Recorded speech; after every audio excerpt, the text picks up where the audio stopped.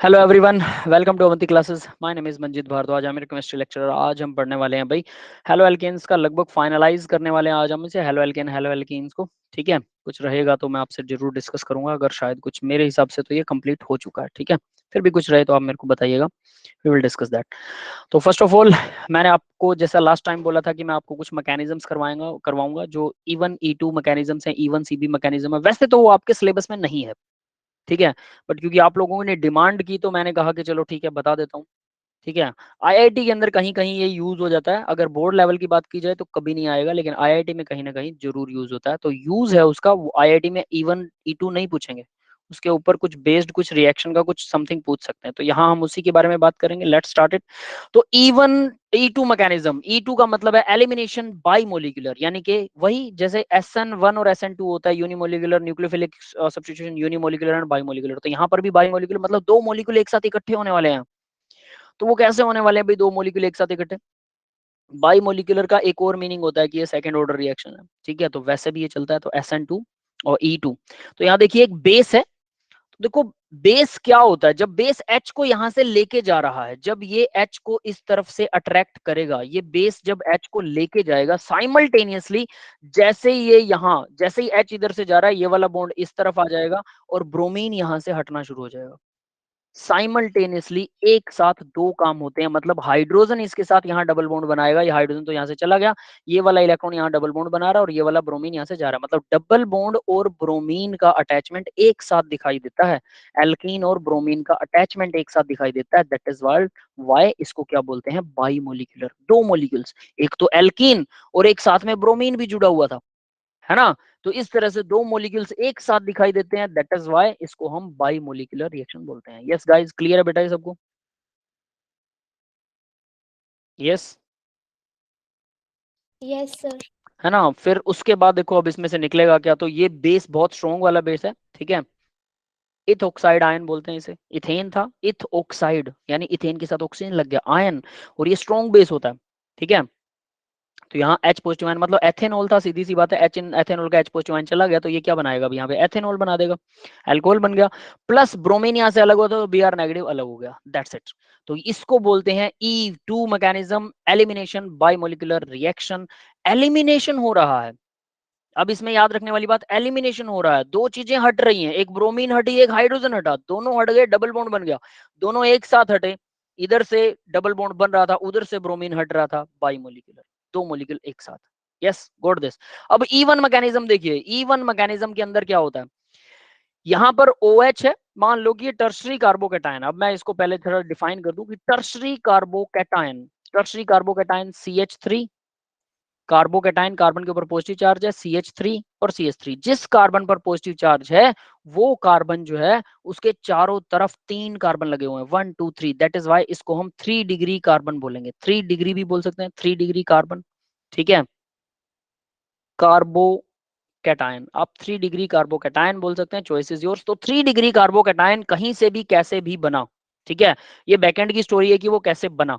ठीक है, अगर मान लीजिए किसी रिएक्शन में 3 डिग्री कार्बोकैटायन बन रहा है और उस कार्बोकैटायन के ऊपर अगर कोई बेस अटैक कर रहा है, OH नेगेटिव आयन, तो वो तीनों CH3 तीन जो लगे होते हैं उनमें से किसी एक कार्बन से, किसी से भी उठा लो, कोई दिक्कत नहीं है। जैसे ये CH2 और H मैंने अलग कर दिया।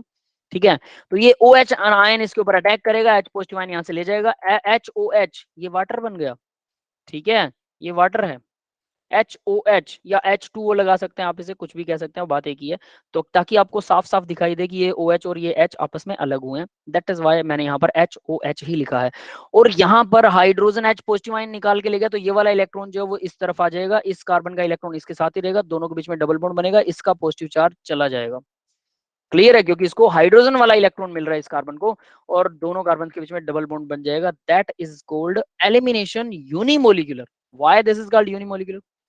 एक टाइम पर एक ही मोलिक्यूल यहां एग्जिस्ट करता है, OH H को लेके जाएगा, उसके बाद में डबल बॉन्ड बनेगा, यूनिमोलिकुलर। एक टाइम में एक ही, ऐसा नहीं होगा कि एक टाइम में दोनों, जैसे ऊपर वाले केस में H उधर से जा रहा है तो डबल बॉन्ड साइमल्टेनियसली इस तरफ बनता आ रहा है और ब्रोमीन भी हट रहा है।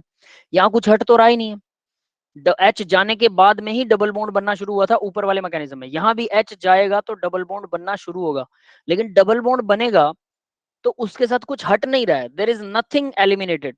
अभी यहाँ पर एलिमिनेशन कुछ नहीं हो रहा है, सिर्फ हाइड्रोजन हटा, वो एलिमिनेट हुआ और फिर डबल बॉन्ड बन गया, तो सिर्फ एक ही मॉलिक्यूल रह गया, दैट्स इट। यस गाइज, समझ में आ गया बेटा? You have to cram these two examples, actually आपको ये याद होने चाहिए फिंगर टिप्स पर। यस बेटा, क्लियर है सबको? आगे बढ़े, E1 and E2 yes sir. Mechanism. ठीक है, ओके बेटा। तो E1 एंड E2 मैकेनिज्म ये आपका यहां से फाइनलाइज हो गया। नेक्स्ट एक आता है E1CB मैकेनिज्म। E1CB मैकेनिज्म बहुत इंटरेस्टिंग है। इसका नाम देखिए पूरा क्या होता है। E1 का मतलब elimination carbanion, E1 elimination unimolecular conjugate base. Elimination होता है वही यूनिमोलिकुलर वाला, यानी E1 वाला ही, वही E1 तो है ही इसमें, unimolecular elimination, elimination unimolecular, even तो है ये। सीबी का मतलब है कंजुगेट बेस। अब ये कंजुगेट बेस क्या होता है, ठीक है, इसके बारे में आपसे बात बताता हूं। तो एक नॉर्मल रिएक्शन लिख रहा हूं, HCl प्लस NaOH। HCl और NaOH जब रिएक्शन करते हैं तो क्या बनता है, NaCl बनता है प्लस वाटर बनता है, ठीक है, सबसे सिंपल रिएक्शन है। तो H पॉजिटिव आयन, ये एसिड था, ये बेस है। एसिड का H पॉजिटिव आयन जिसके पास गया उसे बोलते हैं कंजुगेट एसिड, और दूसरा होगा कंजुगेट बेस। यानी जहां से H पॉजिटिव आयन हट गया, Cl नेगेटिव आयन जो है और ये Na पॉजिटिव है, तो Cl नेगेटिव आयन को हम बोलते हैं कंजुगेट बेस। यस बेटा, ये बात समझ में आई कंजुगेट बेस क्या होता है, ये सबको क्लियर होना चाहिए वरना ये मैकेनिज्म समझ में नहीं आएगा। Conjugate base, Cl negative ion को कंजुगेट बेस बोलते हैं। क्लियर है सबको? ये बात क्लियर हुई कंजुगेट बेस क्या होता है? यस गाइस,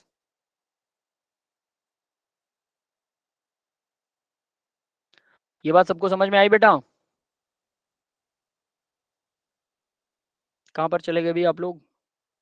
क्लास में ही हैं या लोडी मना रहे हैं बाहर? ठीक है।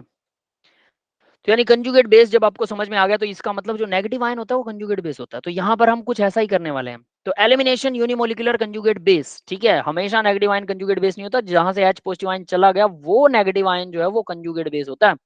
H पॉजिटिव आयन जहां से हट जाता है वो नेगेटिव आयन कंजुगेट बेस होता है, और जहां पे जुड़ जाता है वो कंजुगेट एसिड होता है। ऐसा याद रखना, ठीक है। तो यहाँ पर क्या हो रहा है, आप देखो मेरे पास एक मॉलिक्यूल था CH3COH CH2CO double bond OOH, यानी कि मेरे पास एक अल्कोहल है, ठीक है, ये अल्कोहल का ग्रुप है, ये एल्डिहाइड है, ठीक है। ये रिएक्शन आप लोग तब करेंगे जब इसका एल्डिहाइड और कीटोन वाला रिएक्शन करेंगे, ठीक है। अल्फा बीटा अनसैचुरेटेड एल्डिहाइड बनता है उसके अंदर, तो ये रिएक्शन वहां पर बहुत काम आने वाली है, और ये E1CB मैकेनिज्म से ही होती है। तो इसमें क्या होता है भाई, OH नेगेटिव आयन बेस था, बेस ने ये बीच वाले कार्बन पर 4 कार्बन लगे हुए हैं, तो जो डबल बॉन्ड O और OH के बीच में जो कार्बन है यहीं से वो H जुड़ेगा, उड़ेगा, ठीक है। ये एसिडिक होता है, मोर एसिडिक इट इज। तो यहां से H चला जाएगा, ये OH ले गया इस H को, तो इस कार्बन पर आ गया नेगेटिव चार्ज, यहां आप देख सकते हैं नेगेटिव चार्ज आ गया। तो इसके इलेक्ट्रॉन्स जो है दूसरे कार्बन के ऊपर इसके साथ यहां बॉन्ड बनाना चाहेंगे। जैसे ही यहां पर बॉन्ड बनाना चाहेंगे तो इस कार्बन की वैलेंसी 5 नहीं हो सकती ना, तो ये एक OH नेगेटिव आयन यूं का यहाँ से बाहर निकल जाएगा, दैट्स इट। तो वाटर गया, इस कार्बन पर नेगेटिव चार्ज बना, तो ये बन गया कंजुगेट बेस, ठीक है। तो यहां पर अब याद रखिएगा ये है कंजुगेट बेस। ये चलो मैं इसको लिख देता हूं,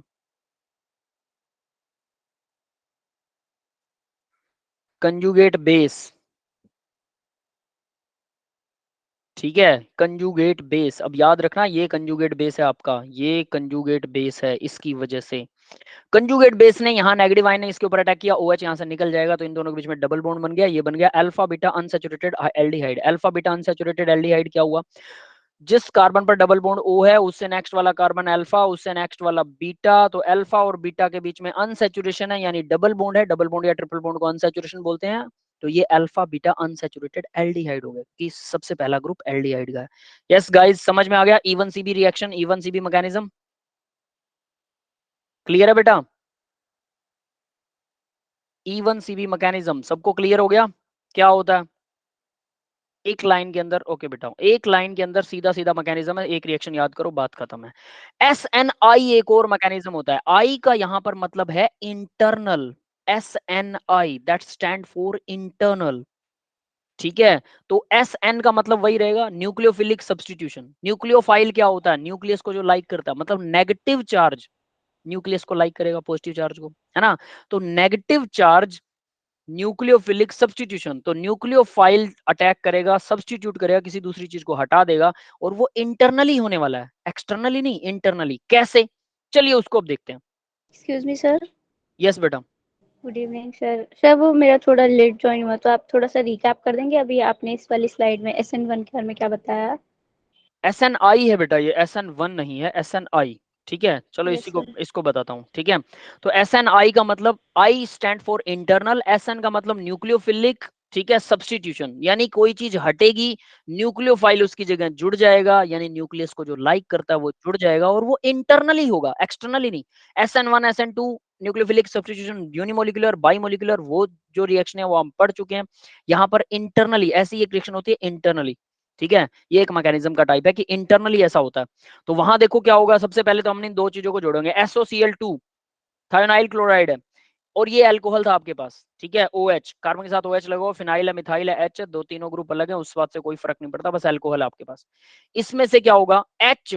अब देखिए अल्कोहल का H, और इधर से Cl, SOCl का Cl, ये दोनों उड़ गए, और S डबल बॉन्ड O, ये यहाँ पर ऐसा कैसा लगा हुआ है, क्लोरीन भी ऐसा कैसा लगा हुआ है, और अल्कोहल का H उड़ गया था, तो O इसके पास बचा हुआ था, तो सेम टू सेम, मतलब HCl यहाँ से माइनस हो जाएगा, तो ये दोनों चीजें यहाँ से माइनस होने वाली हैं। ठीक है, ये दोनों उड़ गए, HCl माइनस हो गया, आपका ये मोलिक्यूल बन गया।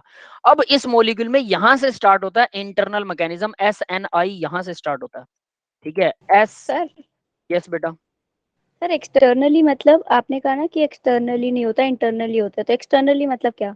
एक्सटर्नली का मतलब, जब मॉलिक्यूल देखो SN1 SN2 अगर आपने पढ़ा है, SN1 के अंदर हमने क्या किया था कि मान लो कार्बन है, यहाँ पर OH लगा हुआ है, ठीक है, और ये CH3 है, तो H पॉजिटिव आयन इसके पास आता है। ठीक है, नहीं H पॉजिटिव आयन नहीं, डायरेक्टली इसमें हमने क्या किया था, प्लस में Br नेगेटिव, सपोज दैट आपको जोड़ना है Br नेगेटिव, तो Br नेगेटिव आयन यहाँ पर अटैक करता है, और OH यहाँ से निकल जाता है। ठीक है, तो अगर ये अटैक करते टाइम, अगर ऐसा ऐसी पोजीशन होती है, देखो OH यहाँ लगा हुआ है, यहाँ से Br जो है वो कमिंग, अपकमिंग, यहाँ से आ रहा है, इधर से OH जा रहा है, लेकिन दोनों मॉलिक्यूल एक ही डायरेक्ट, एक साथ इकट्ठे दिखाई देते हैं, तो इसको बोलते हैं SN2, बाई मोलिकुलर, दो मोलिकुलर एक साथ इकट्ठे दिखाई दे रहे हैं। न्यूक्लियोफाइल, न्यूक्लियस को लाइक करने वाला अटैक कर रहा है, सब्स्टिट्यूट कर दिया उसने OH को, OH यहाँ से हट जाएगा कुछ देर बाद, इसको बोलेंगे बाई मोलिकुलर। ये सब सारी प्रोसेस बाहर से हो रही है, मतलब अंदर वाले मोलिक्यूल ऐसा नहीं कर रहे, बाहर से ब्रोमीन आया और OH को हटा के रिप्लेस कर दिया। फर्दर SN1 में क्या होता है कि यही सेम मोलिक्यूल लेते हैं, हालांकि SN1 में ये बस मोलिक्यूल बदल जाएगा और कुछ नहीं है, तो वो क्या करता है कि पीछे से ब्रोमीन, पहले यहां से OH हटेगा, H पॉजिटिव आयन अटैक करेगा, H2O बन जाएगा, OH हट जाएगा, और ये CH3 पर पॉजिटिव चार्ज आ जाएगा, फिर ब्रोमीन नेगेटिव आएगा और इस पे अटैक करेगा और इसके साथ जुड़ेगा। क्लियर है, ये समझ में आ गया बेटा? ब्रोमीन बाहर से आया दोनों केसेस में, और फिर उसने OH को रिप्लेस किया। क्लियर है? Yes sir. है ना? अब देखो, यस सर। ठीक है, तो अब देखो इंटरनल में क्या होता है, तो मैंने यहां पर आपको बताया कि ये HCl, सबसे पहले तो ये नॉर्मल रिएक्शन हो रही है, HCl यहां से रिप्लेस होगा और हमारे पास ये मोलिक्यूल आ जाएगा। अब ये मोलिक्यूल इंटरनली SNI मैकेनिज्म करेगा। कैसे? तो यहां पर जो कार्बन के साथ ऑक्सीजन लगा हुआ है, वो ऑक्सीजन अपना एक बॉन्ड इधर खींच लेगी। क्यों खींचेगी? S डबल बॉन्ड O है, सल्फर या ऑक्सीजन जब भी किसी के साथ भी डबल बॉन्ड बनाता है, तो ऑक्सीजन उसको ना नचाता रहता है, ये ऑक्सीजन की एबिलिटी है। जब भी ऑक्सीजन में डबल बॉन्ड होगा, तो वो एक बॉन्ड छीन लेगी, वापस दे देगी, छीन लेगी, वापस दे देगी, ऐसे इसका रेजोनेंस हमेशा चलता रहता है। तो ये चीज याद रखिएगा। तो यहाँ S डबल बॉन्ड O है, तो जब ये छीन रही है ऑक्सीजन इधर से एक बॉन्ड, तो कार्बन सल्फर पर पॉजिटिव चार्ज आएगा, तो सल्फर इससे लोन पेयर लेगा इस ऑक्सीजन से, और ये ऑक्सीजन इधर से एक इलेक्ट्रॉन इधर से, यानी इसका ये वाला इलेक्ट्रॉन छीन के और अपना लोन पेयर पूरा कर लेगी। तो ये पूरी प्रोसेस चेन रिएक्शन की तरह चलती है। ठीक है, तो आप इसमें सिंपली हमने सिर्फ एक ही दिखाया, तो यहाँ आप इसे ऐसे शो कर सकते हैं कि ये यहाँ जाएगा, फिर ये ऑक्सीजन जो है वो लोन पेयर यहाँ डाल रही है। ठीक है, अपना एक लोन पेयर, ताकि सल्फर को सेटिस्फाई कर सके, और फिर इधर से ऑक्सीजन एक बॉन्ड पेयर अपनी तरफ खींच रही है। तो ऐसा होने के बाद देखो क्या होगा, ये कंप्लीट हो गया प्रोसेस। तो इसमें ये ऑक्सीजन वापस अपना जो लोन पेयर लिया था, तो ये ऑक्सीजन क्या करेगी, वापस अपना लोन पेयर वापस डोनेट कर देगी। इसने वापस लोन पेयर डोनेट कर दिया, इसने वापस डबल बॉन्ड बना लिया, तो इस ऑक्सीजन पर अब नेगेटिव चार्ज आ जाएगा। क्योंकि डबल बॉन्ड बनाएगी तो ये लोन पेयर वापस छीन लेगी, ये प्रोसेस बिल्कुल वापस फिर से होने वाली है। ठीक है, समझ में आ गया। तो ये ऑक्सीजन हो गई नेगेटिव। तो सिंपली हम दिखा सकते हैं, यहां पर हमने क्या शो किया वो देखो जरा।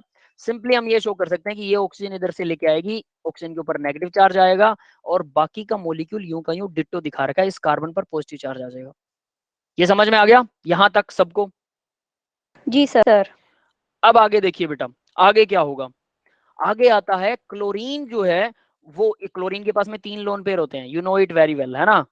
क्लोरीन पूरी family, fluorine, chlorine, bromine, iodine, सबके पास 3-3 लोन पेयर होते हैं अगर वो सिंगल बॉन्ड बनाते हैं। तो ये बॉन्ड जो है वो कार्बन के पास जाएगा, इसका एक लोन पेयर कार्बन के साथ जुड़ जाएगा। ये ऑक्सीजन जो थी इसके पास लोन पेयर एक्स्ट्रा था, ये यहाँ डबल बॉन्ड बना रही है, यहाँ से क्लोरीन इसको छोड़ के जा रहा है, यानी सल्फर की वैलेंसी अब भी उतनी ही रहती है। एक तरफ से बॉन्ड टूटेगा क्लोरीन वाला और दूसरी तरफ से सल्फर जो है वो ऑक्सीजन के साथ डबल बॉन्ड बना लेगा। यस, क्लियर है ये सबको? सर ये जो ऑक्सीजन पे नेगेटिव है और जो एस डबल बॉन्ड ओ है, इसके बीच में आपस में रेजोनेंस नहीं होगा? और ऐसे हमेशा। सिमिलरली क्लोरीन के पास जो लोन हाँ, पे है उसमें भी? क्लोरीन वाला नहीं करेगा, क्लोरीन डबल बॉन्ड नहीं बनाता, लेकिन ऑक्सीजन करेगा। यहाँ से डबल बॉन्ड बन रहा है, यहाँ से चला जा रहा है डबल बॉन्ड, फिर ये वाला वापस आएगा तो ये वाला वापस चला जाएगा। तो इस तरह से इनके बीच में रहेगा resonance, no doubt to it. इस पूरे प्रोसेस में रेजोनेंस रहेगा। लेकिन अगर इसको मौका मिलता है, कैसे? कार्बन यहाँ पे पॉजिटिव चार्ज बैठा है, ऑक्सीजन लोन पेयर देना नहीं चाहता, हालांकि उसी का ऑक्सीजन, ऑक्सीजन से देखो, ऑक्सीजन का यहाँ नेगेटिव चार्ज किसकी वजह से है? कार्बन से ही छीना ऑक्सीजन है। तो यस अब सर। क्योंकि कार्बन से छीन रखा है ऑक्सीजन ने, तो ये वापस उसको दे भी देगा, वापस फिर बन जाएगा, फिर दे देगा, फिर बन जाएगा। तो कार्बन को ना स्टेबल पॉजिटिव चार्ज है, तो वो आसान टारगेट ढूंढता है, वो क्लोरीन से अपना लोन पेयर ले लेता है, मतलब क्लोरीन के साथ में बॉन्ड बना लेता है। तो कार्बन ने बना लिया क्लोरीन के साथ पक्का बॉन्ड, इसका बॉन्ड हो गया पूरा। अब इसके बाद में क्या होगा? क्लोरीन पॉजिटिव चार्ज नहीं रहेगा तो वो सल्फर से बॉन्ड छीन लेगा। सल्फर पर पॉजिटिव आया तो जो डबल बॉन्ड ओ था, जो सिंगल बॉन्ड ओ था ऑक्सीजन का नेगेटिव चार्ज वाला, तो सल्फर ऑक्सीजन से एक बॉन्ड ले लेगा कि डबल बॉन्ड बना ले भाई, बात खत्म। तो इस तरह से आपके सामने ये SO2 आ जाएगी। तो देखिए वो SO2 कैसे बनेगी, यहाँ पर सल्फर डबल बॉन्ड O और डबल बॉन्ड O, इस तरह से सल्फर डबल बॉन्ड O के साथ में SO2 बना देगा और यहाँ पर ये जुड़ गया। यानी यहां से शुरू हुई SNI मैकेनिज्म, यहां से शुरू होता है।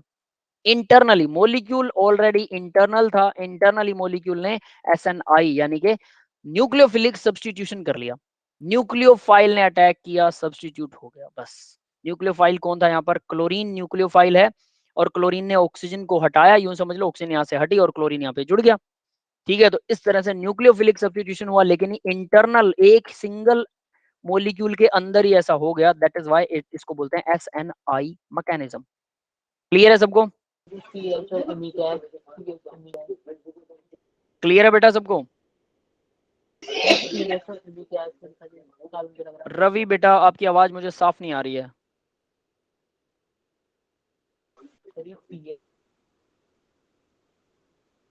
अभी भी आवाज कट रही है आपकी, लिख के दे दो अगर कुछ हो तो।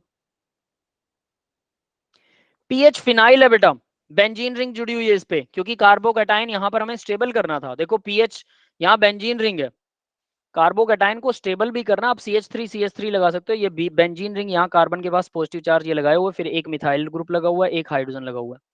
ठीक है, ये पीएच का मतलब ये है, फिनाइल रिंग। क्लियर है?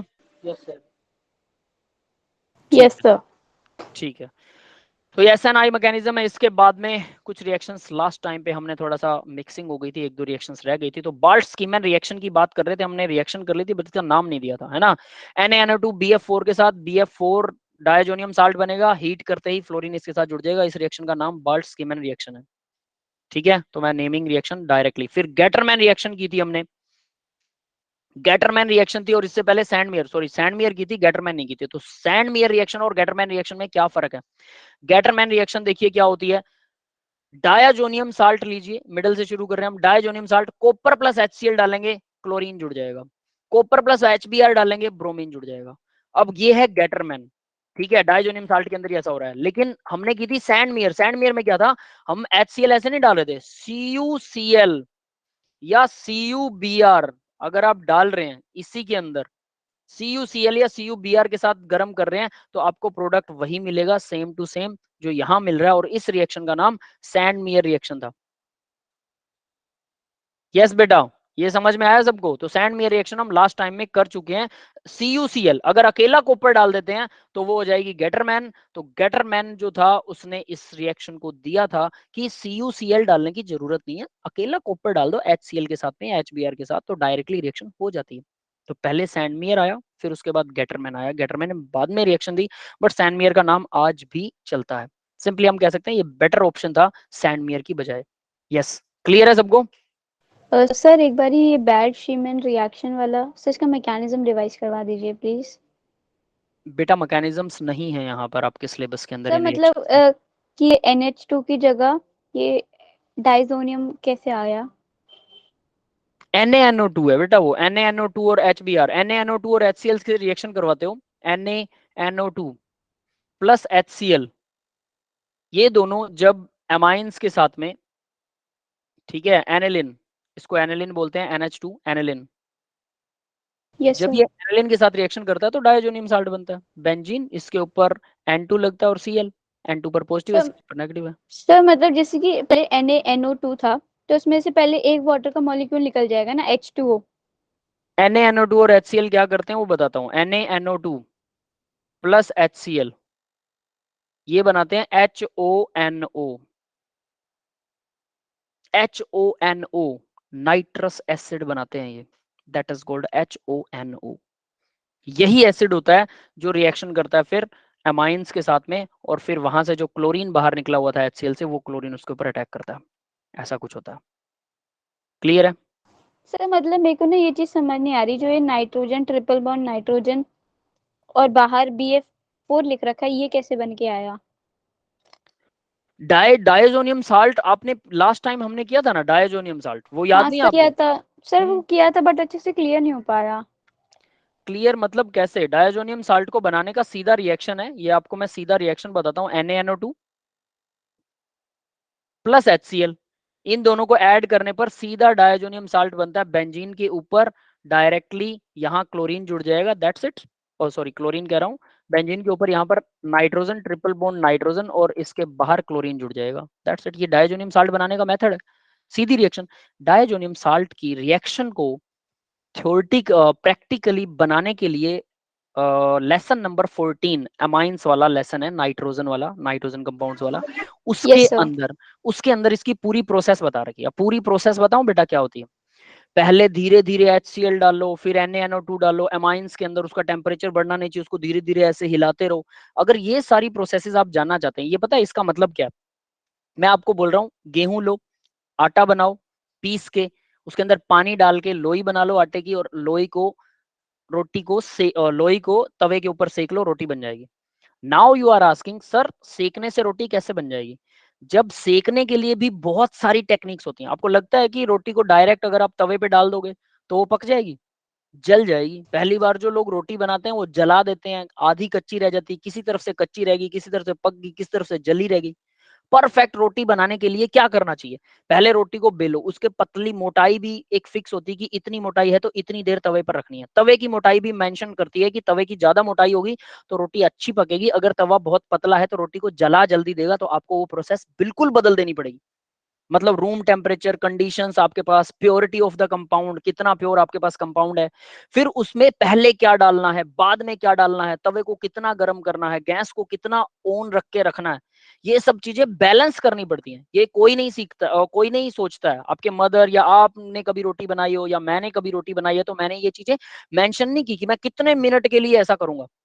बट केमिस्ट्री में इस चीज का हिसाब रखा जाता है, क्योंकि सभी को हर रोज रोटियां बनाने पर अपने आप प्रैक्टिस हो जाती है।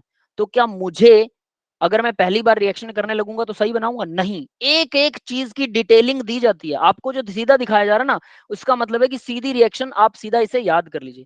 क्योंकि अगर एक रिएक्शन की भी मैं डिटेलिंग दूंगा ना, एज ए रिसर्च, जैसे रिसर्च में होता है कि इसका इतना यील्ड आएगा, इतना बनेगा, इतना प्योर बनेगा, इतना निकाला जाएगा, ऐसे इसको साफ किया जाएगा, वो इम्पॉसिबल है डाटा। इम्पॉसिबल कि आप फिर एक दो रिएक्शन नहीं कर पाएंगे अच्छे तरीके से। एक एक रिएक्शन पर पूरी पूरी किताबें लिखी जा चुकी हैं, ये रिएक्शन कैसे होती है, कितना यील्ड को ज्यादा अमाउंट में गेट करने के लिए क्या करना होता है, अगर टेम्परेचर ज्यादा कर दिया तो क्या होता है। तो इसका कोई सेटिस्फैक्टरी रीजन भी नहीं है। रोटी जैसे जल जाती है तो आप क्या कहोगे, क्योंकि ज्यादा गैस कर दी थी इसलिए जल गई? कोई कम गैस नहीं। में भी रोटी कम गैस में भी जला सकता है बंदा। तो वो बैलेंस रखना पड़ता है। उस बैलेंसिंग के अंदर साइंटिस्टों ने इतनी रिसर्चेस कर रखी हैं कि हर 1 डिग्री टेम्परेचर बढ़ाने पर या घटाने पर कितनी देर में रिएक्शन हो जाएगी और यील्ड पर कितना असर पड़ेगा वो भी लिखा हुआ है। और वो सारा data only and only for learning है। तो पहली बात दिमाग में घुसा लीजिए कि ऑर्गेनिक में रिएक्शनें याद ही करनी पड़ेंगी, कोई इलाज नहीं है। मैं आपको सिंपल एक रिएक्शन देता हूं, H2 एंड O2। H2O2 ये कैसे बनेगा?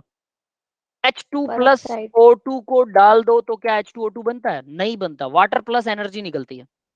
और अगर इसके अंदर मैं रहोडियम जैसा कैटलिस्ट डाल देता हूं तो फिर क्या होगा? H2O2 बन जाएगा।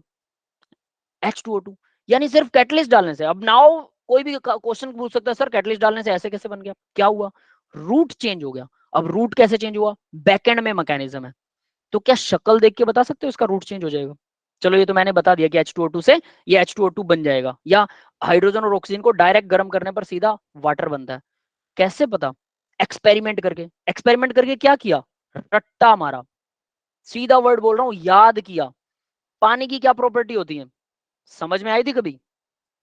कभी समझ में नहीं आई थी पानी की प्रॉपर्टी? याद की गई वो पानी की प्रॉपर्टी। यहां पर भी वैसा ही है।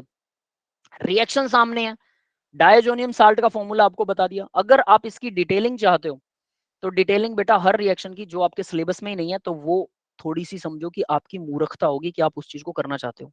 गलती से भी उसको टच मत करना, क्योंकि मैं हर रिएक्शन को गलत प्रूव कर सकता हूं कि ये तो हो ही नहीं सकती।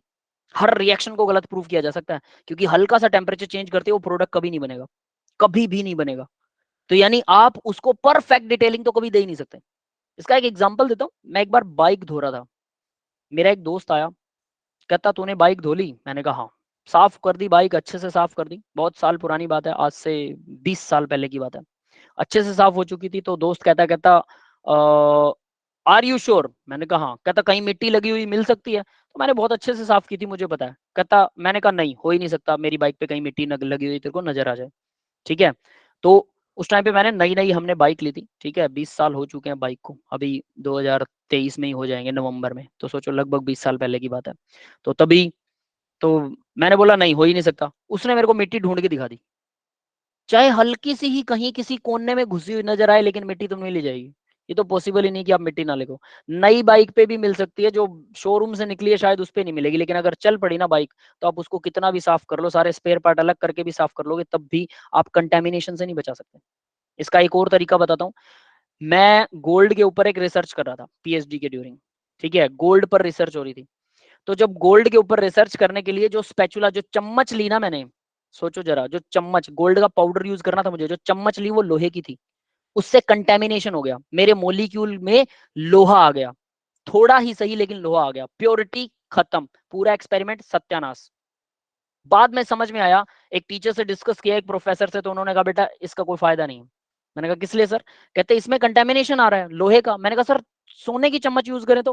कहता हो सकता है, लेकिन कहता जिस बॉक्स में आप गोल्ड रख रहे हो, जहां पर रख रहे हो, कहते उस कंटेमिनेशन को आप रोक ही नहीं सकते। कहते इसके लिए बहुत ज्यादा प्रीसाइज काम करना पड़ेगा, और जो हमारी नॉर्मल लैब में पॉसिबल नहीं है। CSIR की लैब्स जो हैं, या ऑल ओवर इंडिया के लेवल पर जो लैब बनती है, शायद वहां पर कुछ ऐसे इंस्ट्रूमेंट्स हों, कुछ ऐसी चीजें जो पॉसिबल हो सके। यानी आप अगर इतना बाल की खाल इसको निकालना कहते हैं कि अगर हम इतना डीप जाना चाहेंगे, तो वो पॉसिबल नहीं है बेटा। आपको अगर ये लग रहा है कि ये BF4 कैसे लगा नेगेटिव में, तो ये आपको याद करना है। N2 बुक्स में तो सीधा लिखा होता है, इवन तो टीचर तो सीधा ये लिखते हैं कि पीएच के साथ में यहाँ पीएच है, और सीधा इसको N2 और Cl लगा दिया, पॉजिटिव नेगेटिव। अंदर की ये डिटेलिंग भी नहीं देते। मैंने आपको ये पिछले लेक्चर में ये डिटेलिंग दी थी कि ये कैसे होता है, और यहाँ से N2 रिलीज होता है बहुत आसानी से। आई थिंक कि इतनी डिटेलिंग बहुत होती है कि यहाँ से N2 रिलीज हो रहा है, इसीलिए ये डायोजोनियम साल्ट्स जो होते हैं वो बहुत काम के होते हैं। इनकी प्रेपरेशन एमाइंस में आप करोगे डिटेल में, लेकिन कभी पेपर में नहीं आती कि क्या करें, पहले NaNO2 डलेगा, HCl डलेगा, HONO कैसे बनता है, उसका मैकेनिज्म कैसे है, फिर उसको कैसे यहाँ से इलेक्ट्रॉन जाएगा, सब कुछ है। आई एम नॉट डिनाइंग कि नहीं है, लेकिन फायदा क्या वो चीज करने का? हम अगर सिर्फ वो कहते हैं ना घास खाते रह गए, रोटी के पास तो पहुंचे ही नहीं, रोटी कभी नहीं पकेगी फिर। इसलिए थोड़ा सा माइंड को ब्रॉड कीजिए और याद रखिए। अगर बेसिक्स ये चीजें बच्चे +1 में पूछते हैं, I don't know why are you asking in the +2 class. +2 के अंदर मतलब +1 में जब वो भी शुरू के 2-3 महीने कि हमारे टीचर को कितना डीप आता है, कितना बता सकता है, तो बेटा मैंने तो रिसर्च भी कर रखी है, तो मैं बहुत डीप तक भी जा सकता हूँ। कुछ चीजें जो याद नहीं है, हो सकता है कि ऐसी बात हो सकता है कि मेरे को कोई रिएक्शन है, उसका नेम रिएक्शन है, वो याद नहीं है, उसका नाम याद नहीं है, तो इसका मतलब ये नहीं कि मेरे को आती नहीं है। अगर आप मेरे को शक्ल दिखाओगे मैं उसका मैकेनिज्म बना सकता हूँ। बट एक और चीज कमाल की बताता हूँ, कोई भी टीचर अपनी तरफ से जो मैकेनिज्म बनाता है ना, वो सही नहीं हो सकता, इम्पॉसिबल। मैकेनिज्म हमेशा हमेशा हमेशा एक्सपेरिमेंटल होते हैं, यानी रट्टा मारे जाते हैं। तो सोचो मैंने 50 मैकेनिज्म याद कर लिए, अब मुझे मैकेनिज्म बनाना आ गया कि मैं लगभग हर रिएक्शन का मैकेनिज्म बता सकता हूँ। यहाँ से N2 उड़ेगा, जैसे मैंने पिछले लेक्चर के अंदर आपको बोला था कि यहाँ फ्री रेडिकल बनेगा, यहाँ पर क्या होगा कि ये इस तरह से उड़ जाएगा, वो फ्री रेडिकल वाला मैकेनिज्म था, जबकि मैंने उसको बिना फ्री रेडिकल के बता दिया कि ये ऐसा होगा। बाद में मैंने बोला नहीं नहीं ये ऐसे नहीं होगा। वजह, एक्सपेरिमेंटल चीजों को सिर्फ रट्टा लगाया जा सकता है। मैं अंदाजे से बता सकता हूँ कि यहाँ ऐसा कुछ होना चाहिए, हो सकता मेरा वो स्टेप सही हो, बट उसके गलत होने की प्रोबेबिलिटी भी उतनी है, क्योंकि एक्सपेरिमेंट से ऐसी ऐसी रिएक्शनें देखी हैं जहां पे सिंपल आपको ये लगेगा कि यहाँ नाइट्रोजन उड़ना चाहिए और सीधा फ्लोरीन जुड़ जाना चाहिए, लेकिन वहां पर आपको उल्टा ही सिस्टम हो जाएगा, नाइट्रोजन वहीं टिका रहता है, फ्लोरीन उड़ जाता है। पॉसिबल ही नहीं है वो स्टेप। और बोले क्यों? एक्सपेरिमेंटल ऐसा ही है, इसको याद करना पड़ेगा। आंसर ही नहीं है हमारे पास, कितना भी अंदर घुस जाओ। इसका कारण H2O2 की प्रॉपर्टी। चलो एक और आपको सिंपल क्वेश्चन बताता हूँ। H2O2 की प्रॉपर्टी सबको पता है? किसी को नहीं पता होंगी। वाटर की प्रॉपर्टी सबको पता है, सारी उम्र से पानी पी रहे हो तो आपने वो सारी प्रॉपर्टीज याद कर ली बेटा, आपने सारी प्रॉपर्टीज याद कर ली, रट्टा लगा ली, इसलिए पानी की प्रॉपर्टी आती है। H2O2 की प्रॉपर्टी +1 में आई थी, नाम तो सुना होगा, याद फिर भी नहीं होंगी। कान को साफ करने के लिए H2O2 यूज होती है, कान को साफ, जिनके कान में मैल हो तो क्या डायरेक्ट डाल लें? डॉक्टर्स कान साफ करने वाले इस दवाई का यूज करते हैं। कैसे पता है कान को साफ करती है? ऑक्सीडेशन कर देती है ये, इसलिए जो भी कचरा होता है उसके साथ ऑक्सीडेशन कर देता है। KMNO4 और K2Cr2O7 भी ऑक्सीडाइजिंग एजेंट है, तो KMNO4 डाल लें कान में, पानी में डिजोल्व करके, कान हो जाएगा साफ, अच्छी तरह से साफ हो जाएगा। और K2Cr2O7, चलो एक कमाल की बात बताता हूँ, दोनों के दोनों आपने चीजें सुने होंगी, K2Cr2O7 और KMNO4, ये सिर्फ सुनी हुई बात है ना, ये चीज दोनों ऑक्सीडाइजिंग एजेंट है, दोनों बेस्ट है। KMNO4 लाल दवाई की तरह काम आता है, अगर आपको जख्म हो जाए कहीं पे तो आप KMNO4 का डाइल्यूट सॉल्यूशन उस जख्म पर लगा लीजिए, जख्म जल्दी ठीक हो जाएगा, जख्म में इन्फेक्शन नहीं फैलेगा। KMNO4। K2Cr2O7 वो भी ऑक्सीडाइजिंग, क्या उसको भी लगा ले पानी में घोल के? येलो कलर का होता है K2Cr2O7, और वो होता है वायलेट कलर का KMNO4।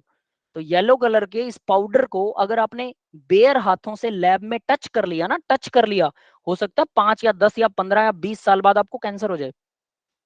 K2Cr2O7 कैंसर फैलाता है। अब कह दो सर दोनों तो सेम काम कर रहे हैं, कैंसर कैसे फैला सकते हैं? इसमें जो क्रोमियम है ना, क्रोमियम 6 पॉजिटिव ऑक्सीडेशन स्टेट के अंदर है, और ये 6 पॉजिटिव ऑक्सीडेशन स्टेट क्रोमियम की हमारे को कैंसर देती है, मैग्नीज नहीं देता। अब पूछो क्यों सर, क्रोमियम क्यों देता है, मैग्नीज क्यों नहीं देता? दोनों की प्रॉपर्टी अलग है, क्या करें? याद करें, याद करना पड़ेगा कि इसकी प्रॉपर्टी है, इसकी प्रॉपर्टी है। अंदर जाके बैकएंड में ये क्या काम करते हैं वो रिएक्शनें भी रट्टा मारनी पड़ेंगी, अगर बैकएंड में भी पहुंच गए तो याद ही करना पड़ेगा। और बैकएंड हमारे सिलेबस में नहीं है, +2 में नहीं है, तो उस चीज को याद किस लिए कर रहे हो? अगर आप कहो तो मैं आपको पूरी बुक्स प्रोवाइड करवा सकता हूँ, केमिस्ट्री आगे भी आएगी, डिटेलिंग में आएगी, डोंट वरी।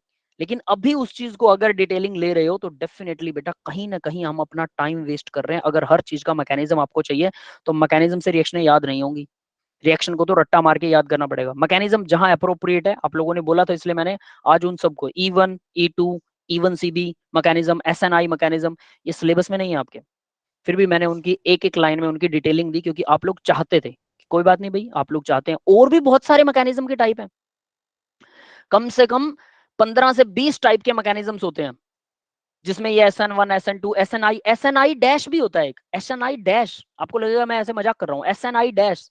MSc प्रीवियस के अंदर आपको जगदम्बा की एक बुक आती है ऑर्गेनिक की, उसमें SNI डैश मिलेगा, ठीक है।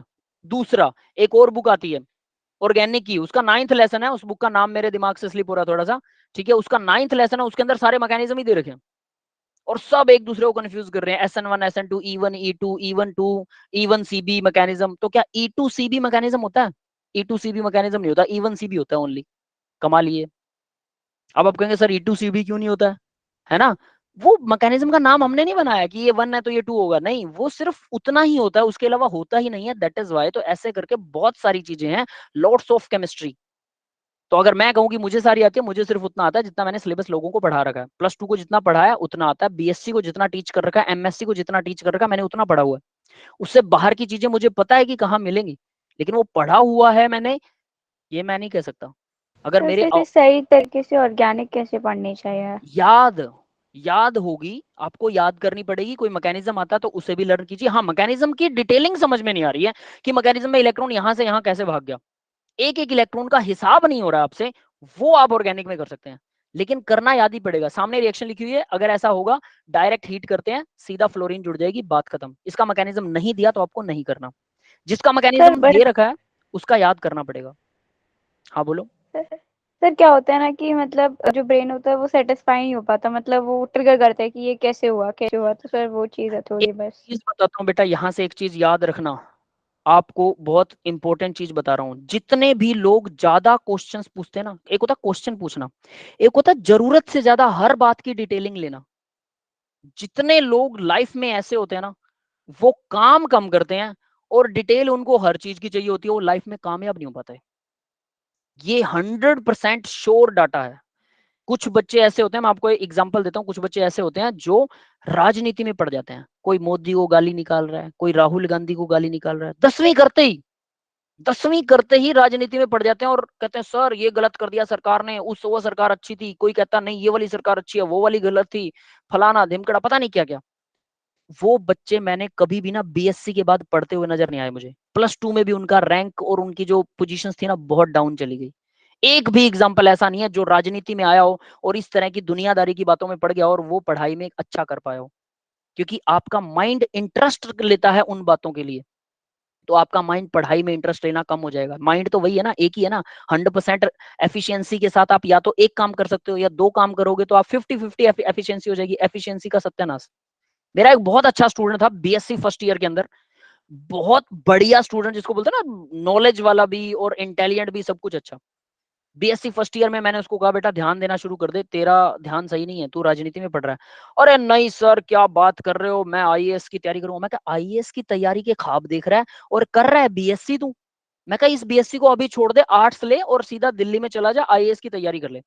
कहता नहीं नहीं सर, रतिया के अंदर गवर्नमेंट कॉलेज में पढ़ाता था मैं, 1 साल मैंने रतिया के गवर्नमेंट कॉलेज में पढ़ाया as a guest teacher. Government नहीं था, मैं गेस्ट टीचर।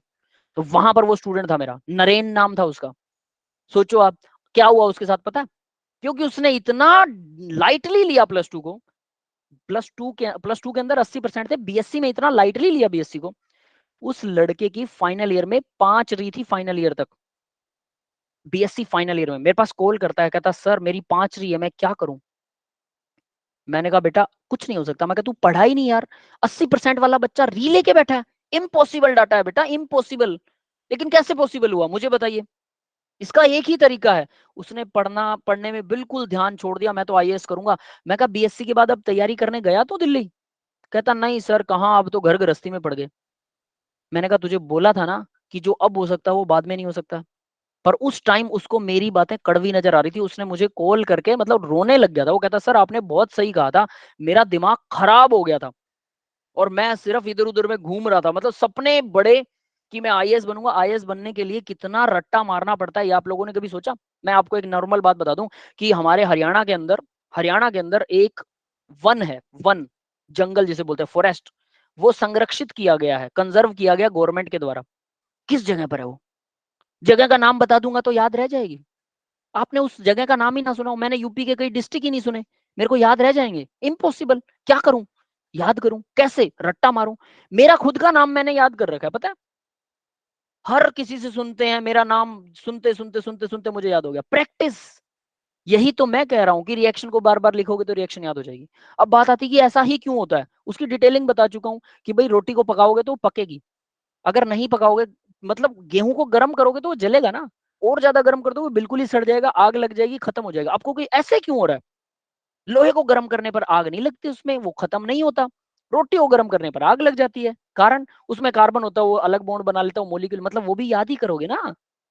ऐसा तो है नहीं कि उसका आपके पास कोई लॉजिक है। कार्बन के अंदर भी तो वही इलेक्ट्रॉन है, वही प्रोटॉन है, वही न्यूट्रॉन है, फिर उसमें आग क्यों लगती है? आयरन में भी वही प्रोटॉन, इलेक्ट्रॉन और न्यूट्रॉन है, उसमें आग क्यों नहीं लगती है? वो सिर्फ गल जाता है, लिक्विड बन जाता है, ज्यादा से ज्यादा ये होता है, इसके अलावा आयरन के साथ कुछ नहीं होता। लिक्विड बन जाएगा, गैस बन जाएगा, लेकिन जल्दी से रिएक्शन नहीं करने वाला किसी से। हवा से तो रिएक्शन नहीं करने वाला हो। आयरन ऑक्साइड तो नहीं बनेगा हाई टेम्परेचर पर भी।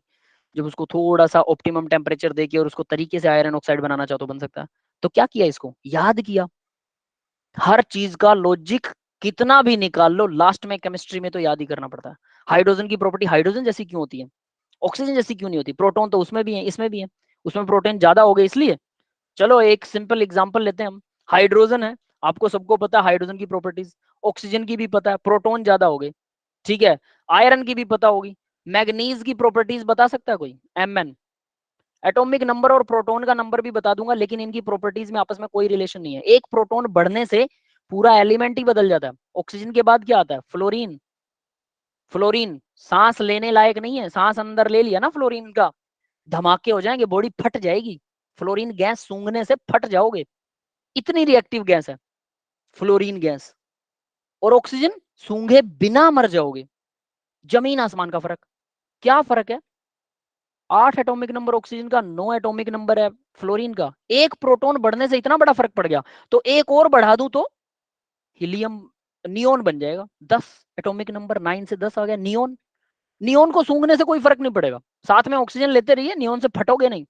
अभी तो डबल प्रोटॉन बढ़ाने से तो और बड़ा धमाका होना चाहिए था, यहाँ तो रिवर्स ही हो गया, बिल्कुल ही नेग्लेक्ट। तो एक और बढ़ा दूं तो 11 सोडियम। सोडियम गैस को एनहेल कर लिया, फिर से फट जाओगे। जमीन आसमान का प्रॉपर्टीज में फर्क आ रहा है। हम सिर्फ रट्टा मार रहे हैं उनका, ध्यान दे लेना, हम सिर्फ याद कर रहे हैं उनको। अगर आप लोगों को लगता है कि हम उन्हें समझ रहे हैं, नहीं। अगर आप बार बार एक ही रिएक्शन को मुझसे करवाओगे तो इसका मतलब ये नहीं कि वो आपको समझ में आ रही है। इसका मतलब ये है कि आपकी वहां पे प्रैक्टिस थोड़ी ज्यादा हो रही है। उसमें हम डिले कर रहे हैं, ये आप लोग नहीं सोच रहे हैं कि हम लोग डिले कर रहे हैं।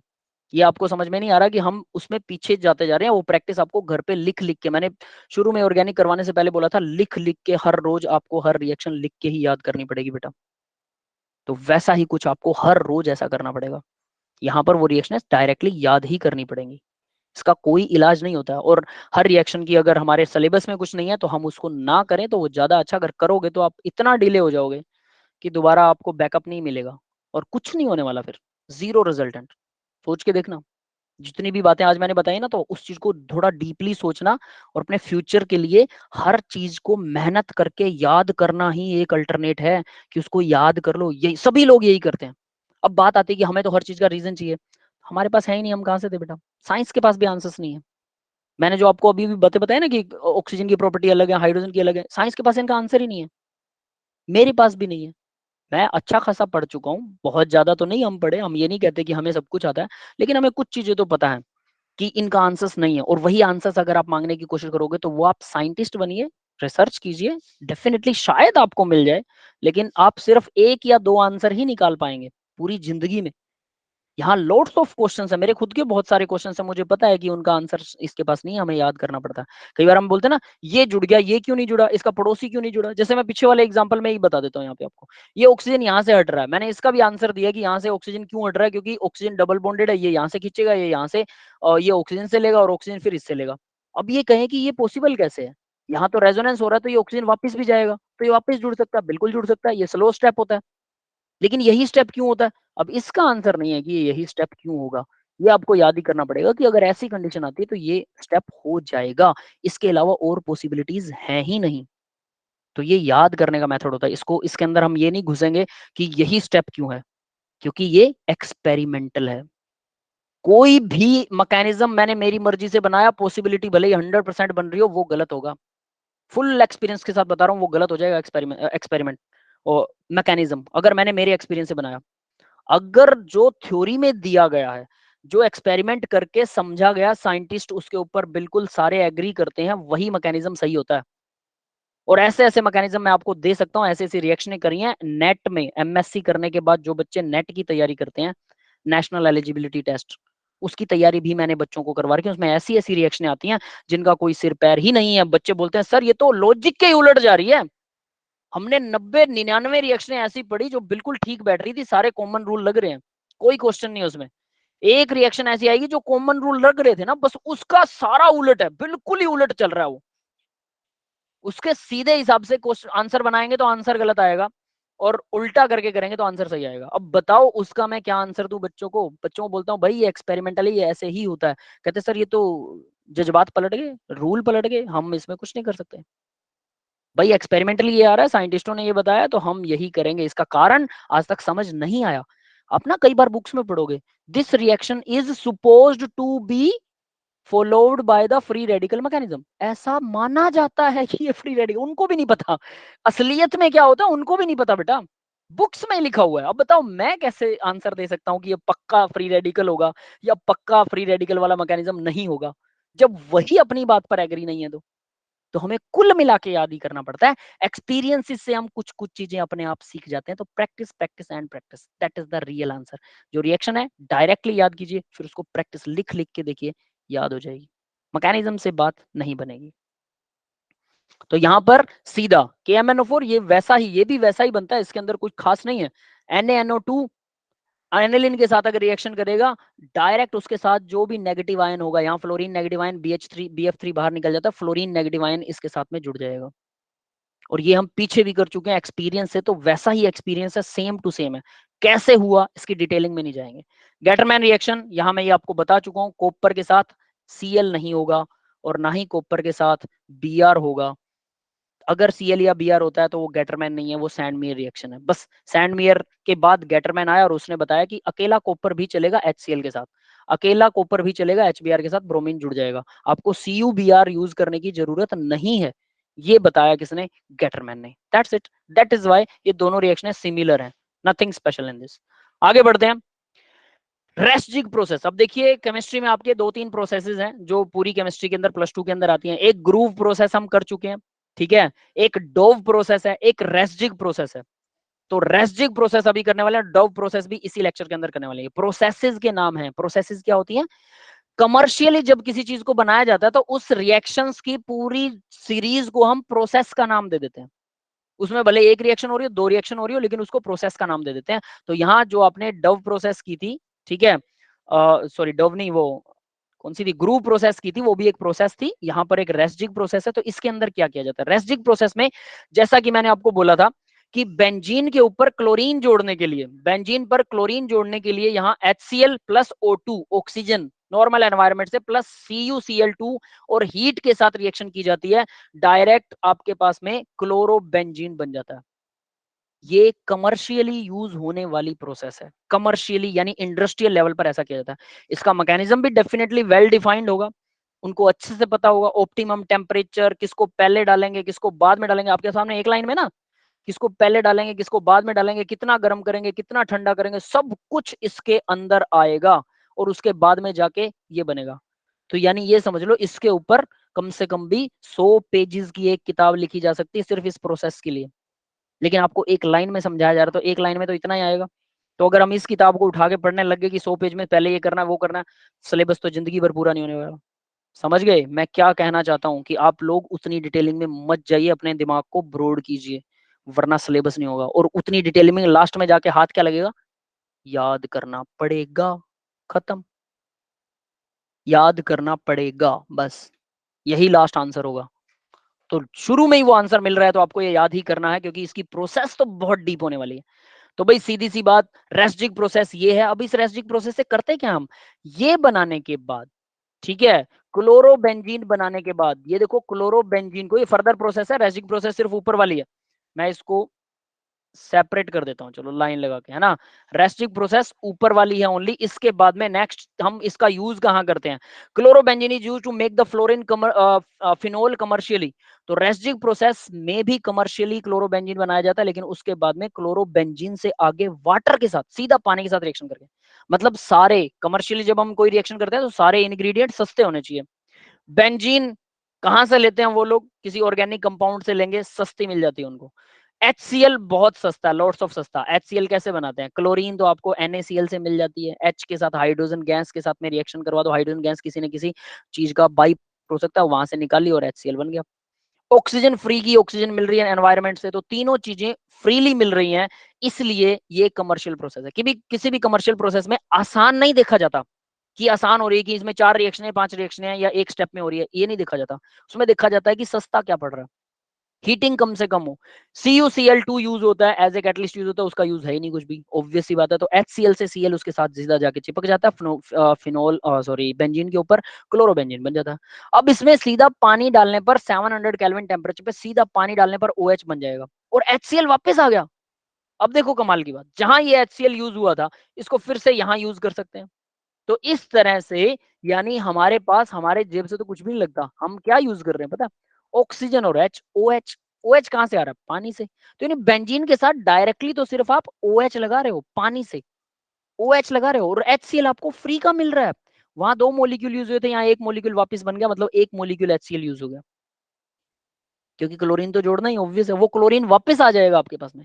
तो इस तरह से ये रिएक्शन होती है, इनको कमर्शियली बोला जाता है। ये कमर्शियली रिएक्शन अब बहुत इंपॉर्टेंट है। रेजिक प्रोसेस, ग्रूव प्रोसेस पहली की थी हमने, दूसरी है रेजिक प्रोसेस, तीसरी डव प्रोसेस करेंगे, इसी लेसन में करेंगे, याद रख लेना, अभी करेंगे, ठीक है। तो नेक्स्ट देखिए अब सेजेफ रूल। अब एक रूल था भाई सेजेफ रूल, हाँ ये भी आया था प्रीवियस लेक्चर के अंदर। सेजेफ क्या कहता है, तो सेजेफ बोलता है कि अगर आपके पास में ब्रोमीन लगा हुआ है, तो ब्रोमीन जिस कार्बन पर ब्रोमीन है, ध्यान देना, जिस कार्बन पर ब्रोमीन लगा हुआ है उससे नेक्स्ट वाला कार्बन, ये होता है अल्फा कार्बन, उससे नेक्स्ट वाला बीटा, और इधर वाला लेफ्ट वाला, लेफ्ट और राइट दोनों तरफ के जो कार्बन है दोनों बीटा कार्बन होंगे, अल्फा बीटा गामा और ओमेगा एंड सो ऑन, ये चलता रहता है, ठीक है।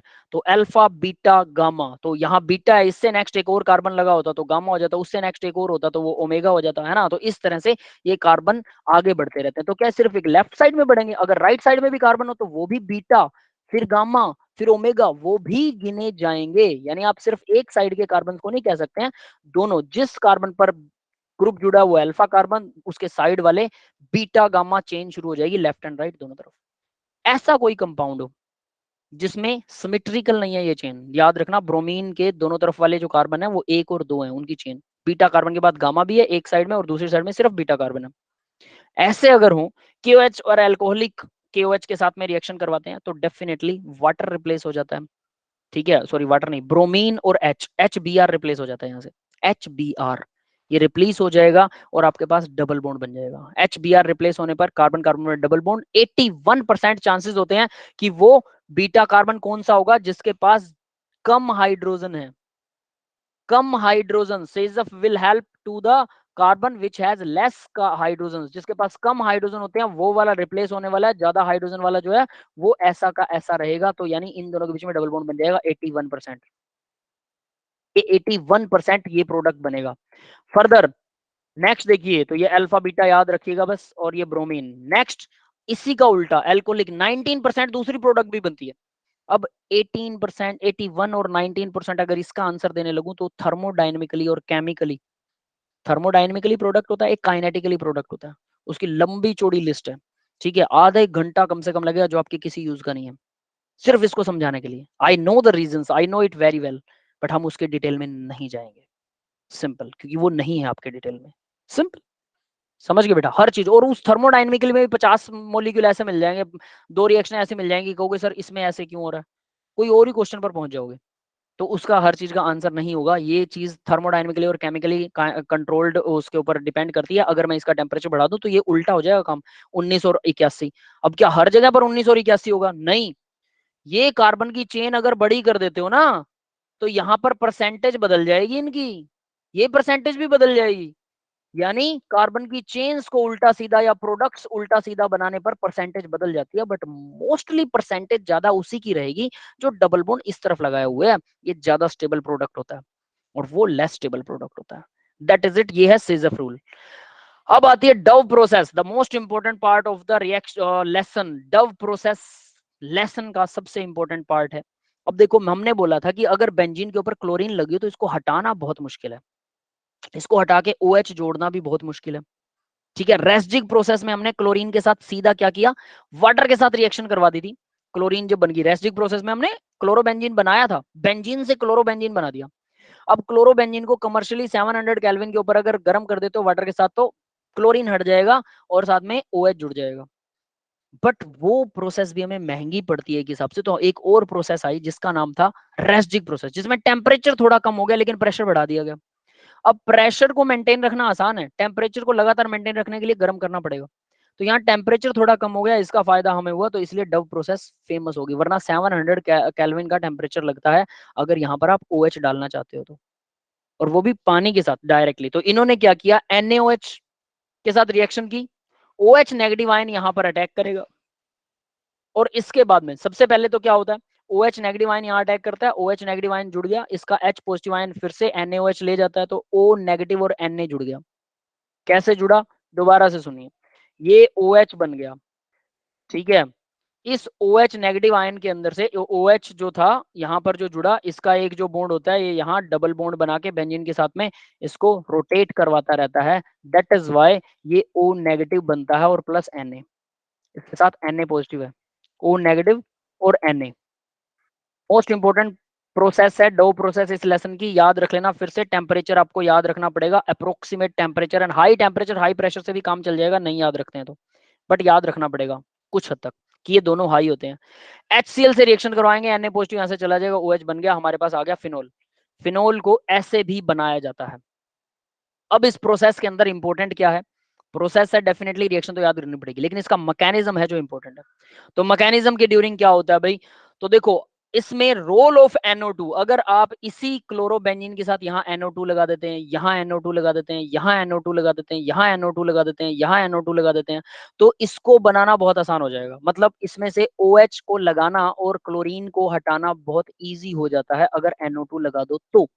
कैसे, उसका मैकेनिज्म आपकी स्क्रीन के सामने, और ये मैकेनिज्म आप सभी को आना चाहिए। OH नेगेटिव आयन यहाँ पर अटैक करता है, डेफिनेटली अटैक करेगा, तो ये OH ने यहाँ पर अटैक किया तो क्या होता है, ये वाला जो बॉन्ड है ये यहाँ पर शिफ्ट हो जाता है, जैसे ये अटैक करेगा ये बॉन्ड यहाँ आ जाएगा, तो यानी इस कार्बन पर आ गया नेगेटिव, OH इसके साथ लग गया, सबकी वैलेंसियां पूरी हैं, सबके कार्बन सारा कुछ पूरा है।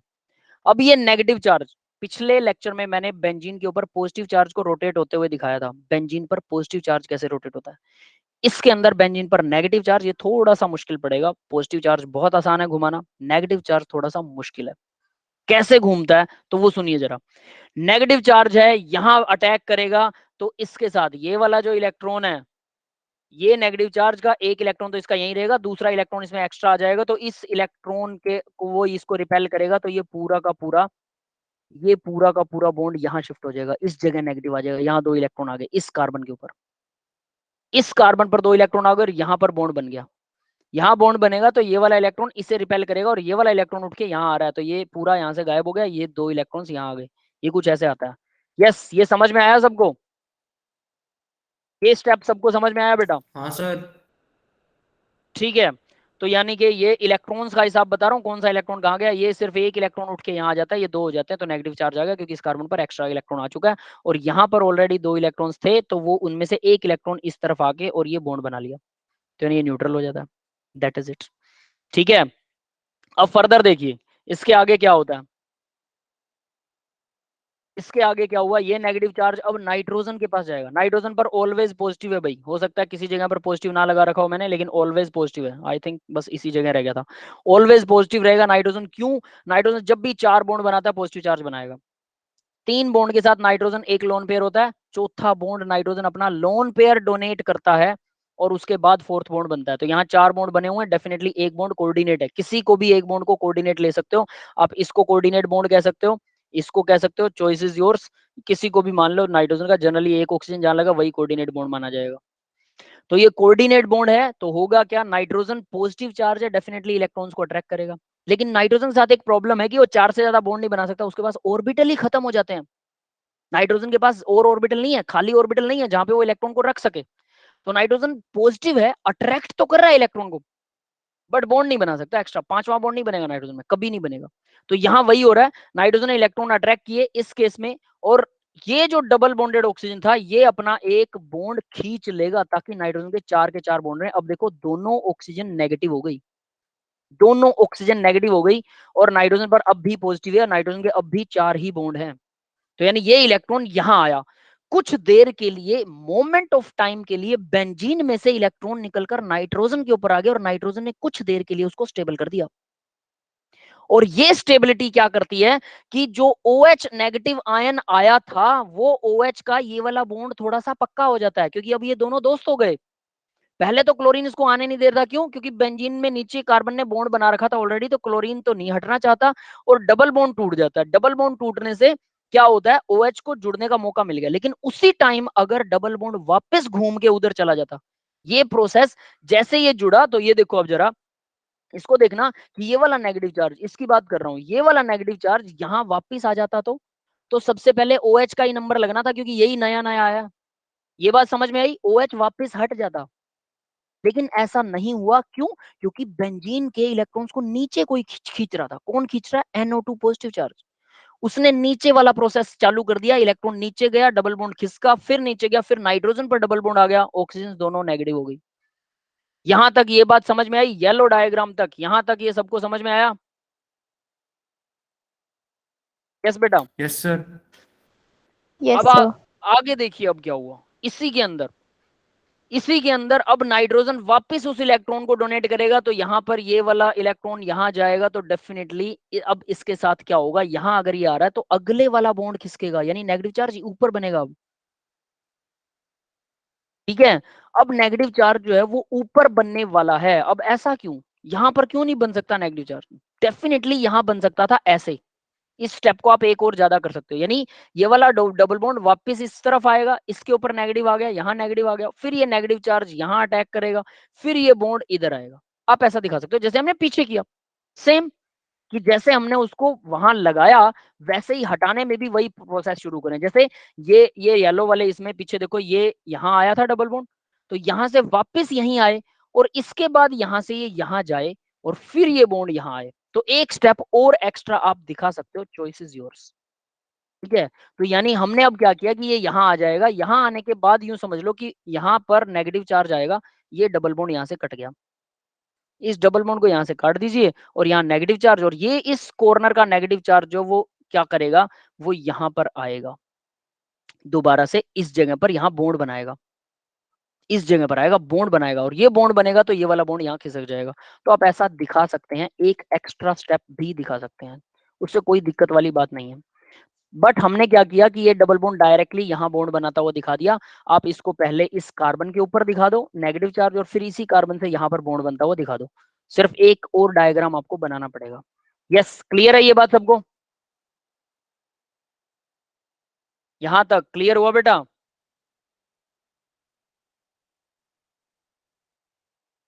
Yes guys, yes, okay. आगे देखिए, अब आगे क्या होता है। तो ये बॉन्ड यहाँ आएगा, तो इस कार्बन, अब यहाँ इस कार्बन के ऊपर नेगेटिव चार्ज आ गया, ये कार्बन का नेगेटिव चार्ज, जिसके पास 2 इलेक्ट्रॉन है, एक इलेक्ट्रॉन यहाँ खिसका देगा, एक इलेक्ट्रॉन यहाँ, दोनों के बीच में बॉन्ड बन जाएगा।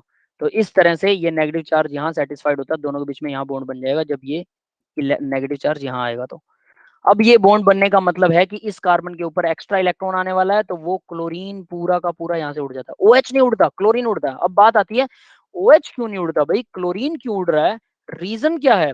OH भी तो उड़ सकता था। यस, दोनों चारों टेट्राहेड्रल ही हैं, ठीक है, चारों बॉन्ड कार्बन के लगभग टेट्राहेड्रल हैं, तो OH भी उड़ सकता था उतना ही।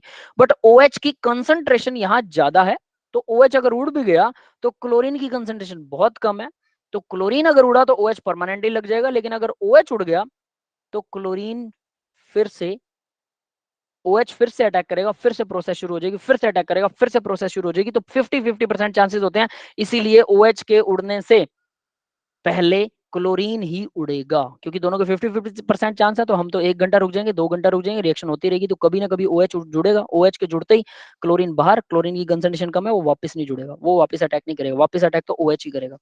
तो इस तरह से NO2 ने हमारी हेल्प की, और यहाँ पर आपके पास में फिनोल आ गया। फर्स्ट डायग्राम से इससे हमारे पास ये आ गया फिनोल। तो NO2 ने हमारी हेल्प की। अब यहाँ आप इसे यहाँ तक इसको मेंशन कर रहा हूँ, NO2 ने हमारी हेल्प की। अगर ये NO2 पैरा पोजीशन पर है, पोजीशन पैरा कौन सी होती है ये बता देता हूँ। बेंजीन में जो ग्रुप लगा होता है, ग्रुप से नेक्स्ट वाली पोजीशन, फर्स्ट पोजीशन को ऑर्थो बोलते हैं, सेकंड वाली को मेटा बोलते हैं, थर्ड वाली को पैरा बोलते हैं। और इस तरफ भी ये ऑर्थो होगी, ऑर्थो डबल होंगी, लेफ्ट या राइट दोनों तरफ चल सकते हैं। मेटा भी डबल होंगी, ऑर्थो मेटा डबल डबल होती है, पैरा सिर्फ एक होती है। इसके अलावा एक और चीज बता देता हूँ, अपने टीचर्स से पूछना, उनको पता भी नहीं होगा, बहुत सारे केमिस्ट्री के टीचर्स को पता ही नहीं है। इप्सो पोजीशन होती है एक, इप्सो ये फर्स्ट पोजीशन को ऑर्थो बोलते हैं ना, फर्स्ट पोजीशन यहाँ क्लोरीन वाली, ये जो फर्स्ट पोजीशन है जहां क्लोरीन जुड़ा हुआ है, इसी के ऊपर अगर अटैक होता है तो इसको बोलते हैं इप्सो, इप्सो पोजीशन बोलते हैं इसको, जो जनरली टीचर्स को पता ही नहीं होती। अब अगर आप किसी टीचर से पूछोगे कि सर इप्सो पोजीशन क्या होती है, वो मत्था मारेगा नेट पे, अगली बार आपको बताएगा, लेकिन उसके अंदर भी एक भेद होता है, उसमें भी एक उसकी डीप डेप्थ में जाओगे तो इप्सो पोजीशन पता कब होती है, जब अटैक पहले ही पोजीशन पर हो रहा हो, ठीक है, और उसके अलावा कोई और दूसरा अल्टरनेट ना हो, कहीं दूसरी जगह पर कोई चीज जुड़ ना रही हो, तो हम उसको बोलते हैं कि वो इप्सो पोजीशन के ऊपर अटैक कर रहा है, और वहीं पर वो जुड़ जाए हाइड्रोजन को लिबरेट करके, ऐसा कुछ। तो यानी इसके अंदर ये इप्सो पोजीशन पर अटैक, और आप ये कहें कि सर ओ एच इप्सो पर अटैक कर रहा है, इसको नहीं बोलेंगे। ये कमाल की चीज है, हायर क्लासेस के अंदर आता है, एक ही बार आता है, एमएससी के बच्चों को मैंने पढ़ाया, लेकिन उनको याद नहीं रहता, टीचर्स को तो रह जाता है क्योंकि उन्होंने कई बार पढ़ाया है ना। तो आई नो दिस, बस कि दूसरे टीचर्स देखो ना, तो ये आपके काम का ना, इसमें कुछ भेद है, ठीक है ना, इसका कोई मीनिंग है, याद भी हो गया तो क्या तीर मार लोगे। एक चीज याद होने से आप किसी से बड़े नहीं हो जाओगे, याद रख लेना। हजार चीजें याद होने से, अगर किसी को 100 चीजें याद है तो आप उससे बड़े बन जाओगे, लेकिन आपको एक चीज एक्स्ट्रा आती है किसी से, कोई फायदा नहीं है। एक चीज एक्स्ट्रा याद करने से कोई फायदा नहीं होगा, लेकिन उस पर्टिकुलर पर्सन से एक चीज तब आपको एक्स्ट्रा आती है जब आपको उसको 1000 आती है, आपको भी 1000 आती है, तो आपने 1001 सीख ली, that's mean you are superior. But आपने सिर्फ एक सीखी और उससे उसको वो नहीं आती है, उसे 1000 आती है पर, तो सोचो आपको क्या फायदा। एक चीज से तो पास भी नहीं हो सकते, एक रिएक्शन एक्स्ट्रा सीख लो, मैं आपको बहुत सारी रिएक्शन करवा सकता हूँ जो आपके सिलेबस में नहीं है लेकिन मजेदार है। इवन केमिस्ट्री अगर ध्यान से पढ़ते हो ना डीपली, तो आपको एक्सप्लोसिव बनाने आ जाएंगे। ये चीज मैं डिस्कस नहीं करूंगा कि ये कैसे बनते हैं, 99.99% टीचर्स को एक्सप्लोसिव नहीं बनाने आते हैं। समझ में आ रही है, क्योंकि उनका फोकस नहीं होता वहां पे। अगर थोड़ा सा फोकस किया जाए, बहुत आसानी से एक्सप्लोसिव भी बनाए जा सकते हैं केमिस्ट्री में। फोकस की बात है, पॉइंट ऑफ इंटरेस्ट की बात है, समझ गए। बस उसी इसी चीज को डीपली पढ़ना है, ये याद रख लेना, और आपको आ जाएंगे आसानी से। तो यहाँ पर ऑर्थो मेटा पैरा, तो अगर पैरा पर NO2 जुड़ा हुआ है तो वो काफी असर करता है भाई, और हमारा काफी सारा सिस्टम सुधार देता है। अगर ऑर्थो पर जुड़ा होता है, यही NO यहाँ पर होता, यहाँ NO2, ये जो टेम्परेचर और प्रेशर है ना, इनको कम कर देता है NO2, याद रख लेना, इनको काफी कम कर देता है टेम्परेचर प्रेशर को NO2। तो अगर ये NO2 टेम्परेचर और प्रेशर ये कम हो जाएंगे अगर NO2 जुड़ा हुआ है, तो अगर ये NO2 ऑर्थो पर जुड़ा है तो सबसे ज्यादा, और सॉरी पैरा पर है तो सबसे ज्यादा असर करेगा, ये पैरा पोजीशन है, सबसे ज्यादा असर करता है, मतलब टेम्परेचर प्रेशर को काफी घटा देता है। अगर ऑर्थो पर जुड़ा हो सेम प्रोसेस होगी, बस वो खिचड़ी मच जाएगी, धीरे जल्दी जल्दी आपको इलेक्ट्रॉन्स जो ना, यहाँ ये देखो यहाँ पर ही NO2 है, N डबल बॉन्ड O और ऑक्सीजन नेगेटिव चार्ज, तो यहाँ से इलेक्ट्रॉन जो है वो यहाँ आएगा, फिर यहाँ जाएगा, तो ये काफी सारे एरो आसपास लग जाएंगे। सेम प्रोसेस है, nothing different in this process, लेकिन इसमें भी फर्क पड़ता है। यानी इसके अंदर भी अगर यहाँ ऑर्थो की के ऊपर भी अगर NO2 लग जाए तब भी काफी फर्क पड़ता है, हमारा टेम्परेचर प्रेशर कम हो जाता है, क्योंकि ये हेल्प करता है, क्या हेल्प करता है, OH को जुड़ने में हेल्प करता है, काफी देर तक वहां रुकने में हेल्प करता है, जिससे OH पक्का हो जाता है, उसकी जगह पक्की हो जाती है और क्लोरीन आसानी से निकल जाता है। ऑर्थो पैरा दोनों पोजीशनें हेल्प करती हैं, पैरा ज्यादा हेल्प करती है, ऑर्थो कम करती है, मेटा भी हेल्प करती है। अब जरा ध्यान देना, यहां पर NO2 लगा हुआ है, यहां पर भी NO2 लगा हुआ है, यहां पर भी NO2 है, हर मेटा पोजीशन पर मैंने NO2 लगा दिया है। देखो जरा, तो आपको लगता है जब मैं इलेक्ट्रॉन को रिवॉल्व करवाने लगा तो NO2, ये जो मेटा पोजीशन पर NO2 है, मेटा पर, इस पर कोई फर्क पड़ेगा? देखो जरा ध्यान से, सेकंड ये वाला डायग्राम देखो, इसमें इलेक्ट्रॉन यहां आया, इस जगह पर डबल बॉन्ड बन गया और इस जगह वाला डबल बॉन्ड चला गया, नाइट्रोजन पर यहाँ पॉजिटिव चार्ज है, बट मेटा पोजीशन पर इलेक्ट्रॉन जो है ना, अब ये याद रखना, मेटा पोजीशन पर अगर NO2 ग्रुप होता है तो मेटा पोजीशन पर इलेक्ट्रॉन आता ही नहीं है, यहां डबल बॉन्ड इलेक्ट्रॉन नहीं बनाएगा नाइट्रोजन के साथ, जैसा कि इसने इस केस में किया है, ये देखो यहां पर कर रखा है, मेटा पोजीशन पर इलेक्ट्रॉन डबल बॉन्ड नहीं बनाएगा। आप इलेक्ट्रॉन को रिवॉल्व करके देखो, ऑटोमेटिकली आपके सामने आंसर आ जाएगा। कैसे? यहां हमने वही रिवॉल्व तो किया, यहां अगर कुछ जुड़ा होता तो ये डबल बॉन्ड बन गया, ये देखो यहां बन गया, ये NO2 यहां जुड़ा हुआ है, तो ये वाला इलेक्ट्रॉन अब क्या आपको लग रहा है यहां आएगा? यहां नेगेटिव चार्ज आ चुका है भाई, नेगेटिव चार्ज भाग चुका है यहां से। तो मेटा पोजीशंस पर इलेक्ट्रॉन्स जो हैं वो रिवॉल्व नहीं करते हैं, मेटा पोजीशंस पर इलेक्ट्रॉन रिवॉल्व नहीं करते हैं, मतलब वो NO2 मेटा पोजीशन पर नहीं आएगा। That is why meta position सबसे कम कंट्रीब्यूट करेगी। कंट्रीब्यूट वो भी करेगी, वो कैसे करेगी? NO2 पर पॉजिटिव चार्ज है, तो जब इलेक्ट्रॉन इसके पास से गुजर रहे होंगे तो NO2 उसको अपनी तरफ खींच के रखेगा, अपनी तरफ खींच के रखेगा NO2 इन इलेक्ट्रॉन्स को। जब ये पास से गुजर रहे होंगे इस पोजीशन पे, NO2 यहां पर था, तो वो इलेक्ट्रॉन्स को कुछ देर के लिए रोक लेगा, अपने पास कुछ देर के लिए रोक लेगा NO2 उन इलेक्ट्रॉन्स को। तो वो NO2 वाले इलेक्ट्रॉन्स जो हैं वो उसको हेल्प करता है कि बेंजीन के इलेक्ट्रॉन्स को मोमेंट ऑफ टाइम के लिए अपने पास रोक के रखे। उसके पास नहीं आएंगे लेकिन उनको खींच के रोक के रखता है, यानी ये सबसे कम हेल्प करता है। इसमें टेम्परेचर और प्रेशर हमारा कम गिरेगा। डायरेक्ट क्लोरीन को हटाना बेंजीन से मुश्किल है, NO2 अगर लगा दो तो आसान हो जाता है, क्योंकि NO2 इलेक्ट्रॉन्स को अपने पास खींच के OH को जुड़ने का मौका दे देता है। तो पैरा पोजीशन पर सबसे ज्यादा इफेक्टिव, ऑर्थो पर भी इफेक्टिव है लेकिन इतना नहीं है, क्योंकि ऑर्थो पर क्या होता है, क्लोरीन उसके पास है, क्लोरीन के पास 3 लोन पेयर है, नाइट्रोजन के पास 2 ऑक्सीजन है, उनके पास 2 लोन पेयर है, वो आपस में रिपेल करते हैं, इसलिए इफेक्ट थोड़ा कम हो जाता है ऑर्थो पर। सेम इफेक्ट है बट कम हो जाता है। इलेक्ट्रॉन वैसे घूमेगा वो भी सही है बट कम हो जाता है। क्यों? क्योंकि रिपल्शन आ जाती है, आपस में पास हो गए बड़े बड़े ग्रुप। मेटा के ऊपर सबसे कम इफेक्टिव है। क्यों? क्योंकि मेटा पर इलेक्ट्रॉन नाइट्रोजन के पास पहुंचता ही नहीं है, वो नाइट्रोजन के पास से गुजरता है लेकिन उसके पास नहीं पहुंचता during the mechanism, that is why Meta effect सबसे कम होता है। यस गाइस, ये समझ में आ गया सबको? सर एक बार ये मेटा वाला बताना प्लीज। देखो मेटा में क्या होता है, यहां आप इस वाले एग्जांपल को देखो, NO2। यहां पर जब इलेक्ट्रॉन नेगेटिव चार्ज इस पॉइंट पर आया, उसके बाद यहां डबल बॉन्ड बन रहा है, तो ये वाला पॉइंट सीधा यहां नेगेटिव चार्ज आ गया। इस नाइट्रोजन के पास में इलेक्ट्रॉन जा ही नहीं सकता, नाइट्रोजन डबल बॉन्ड नहीं बनाएगा आप कार्बन के साथ में। जो कि दूसरे केस में आप येलो वाला डायग्राम देखिए, जो 3rd नंबर के ऊपर है, उसके अंदर डबल बॉन्ड, ये देखो ये डबल बॉन्ड बना रखा है नाइट्रोजन के साथ। ऐसा मेटा पोजीशन पर नहीं होता। क्यों? क्योंकि मेटा पोजीशन के पास से इलेक्ट्रॉन चला जाता है, उसके ऊपर वो उसको डोनेट नहीं होगा। वजह इनका ओरिएंटेशन कह लो, इलेक्ट्रॉन्स का ओरिएंटेशन कह लो। जब वो फर्स्ट पोजीशन से आए थे तो मेटा पोजीशन पर इलेक्ट्रॉन नहीं जाता, वो ओरिएंटेट ही इस तरीके से करते हैं कि मेटा पोजीशन इंटैक्ट रह जाती है। तो मेटा पोजीशन सिर्फ खींच के रखता है नाइट्रोजन पर। अब NO2 पर है तो पॉजिटिव ही ना, पॉजिटिव है तो ये इलेक्ट्रॉन को खींच के रखेगा अपनी तरफ। तो जब ये नाइट्रोजन जब इलेक्ट्रॉन बेंजीन रिंग में NO2 के पास से गुजरेंगे तो NO2 उनको कुछ अपनी तरफ अट्रैक्ट करके रखेगा, लेगा नहीं, एक्सेप्ट नहीं करेगा बट अट्रैक्ट करके रखेगा। इस वजह से कुछ देर के लिए वो नाइट्रोजन के इलेक्ट्रॉन्स को स्टेबल कर देगा NO2। तो इफेक्ट तो करेगा पर उतना नहीं जितना ऑर्थो और पैरा वाले करेंगे। ऑर्थो और पैरा दोनों सेम करते हैं इफेक्ट। फिर पैरा वाला ज्यादा क्यों इफेक्ट करता है? क्योंकि ऑर्थो में क्लोरीन और ऑर्थो के ऊपर जहां फर्स्ट पोजीशन पर लगेगा NO2, वो ज्यादा इफेक्टिव, मतलब ज्यादा रिपल्शन करने लगे थे, एक दूसरे को ज्यादा पास हो गए। इस रिपल्शन की वजह से सिस्टम की एनर्जी बढ़ती है, स्टेबिलिटी कम होती है। इसलिए ऑर्थो वाले का इतना इफेक्ट नहीं है जितना पैरा वाले का है। तो पैरा वाला सबसे ज्यादा इफेक्ट करता है, सबसे ज्यादा जल्दी जोड़ेगा OH को। ऑर्थो वाला थोड़ा कम, मेटा वाला सबसे कम। बट मेटा वाला भी इफेक्ट करेगा क्योंकि वो इलेक्ट्रॉन को खींच के रखेगा अपनी तरफ, बट उसके पास इलेक्ट्रॉन आएगा नहीं। That is it. Yes, clear है बेटा? Thank you sir. ठीक है, तो अब आगे देखिए डव प्रोसेस में। अब यहाँ पर डव प्रोसेस कंप्लीट हो चुका है। अब देखो कुछ रिएक्शंस हैं हैलोजिनेशन जैसे, हैलोजन जोड़ना है क्लोरीन के साथ।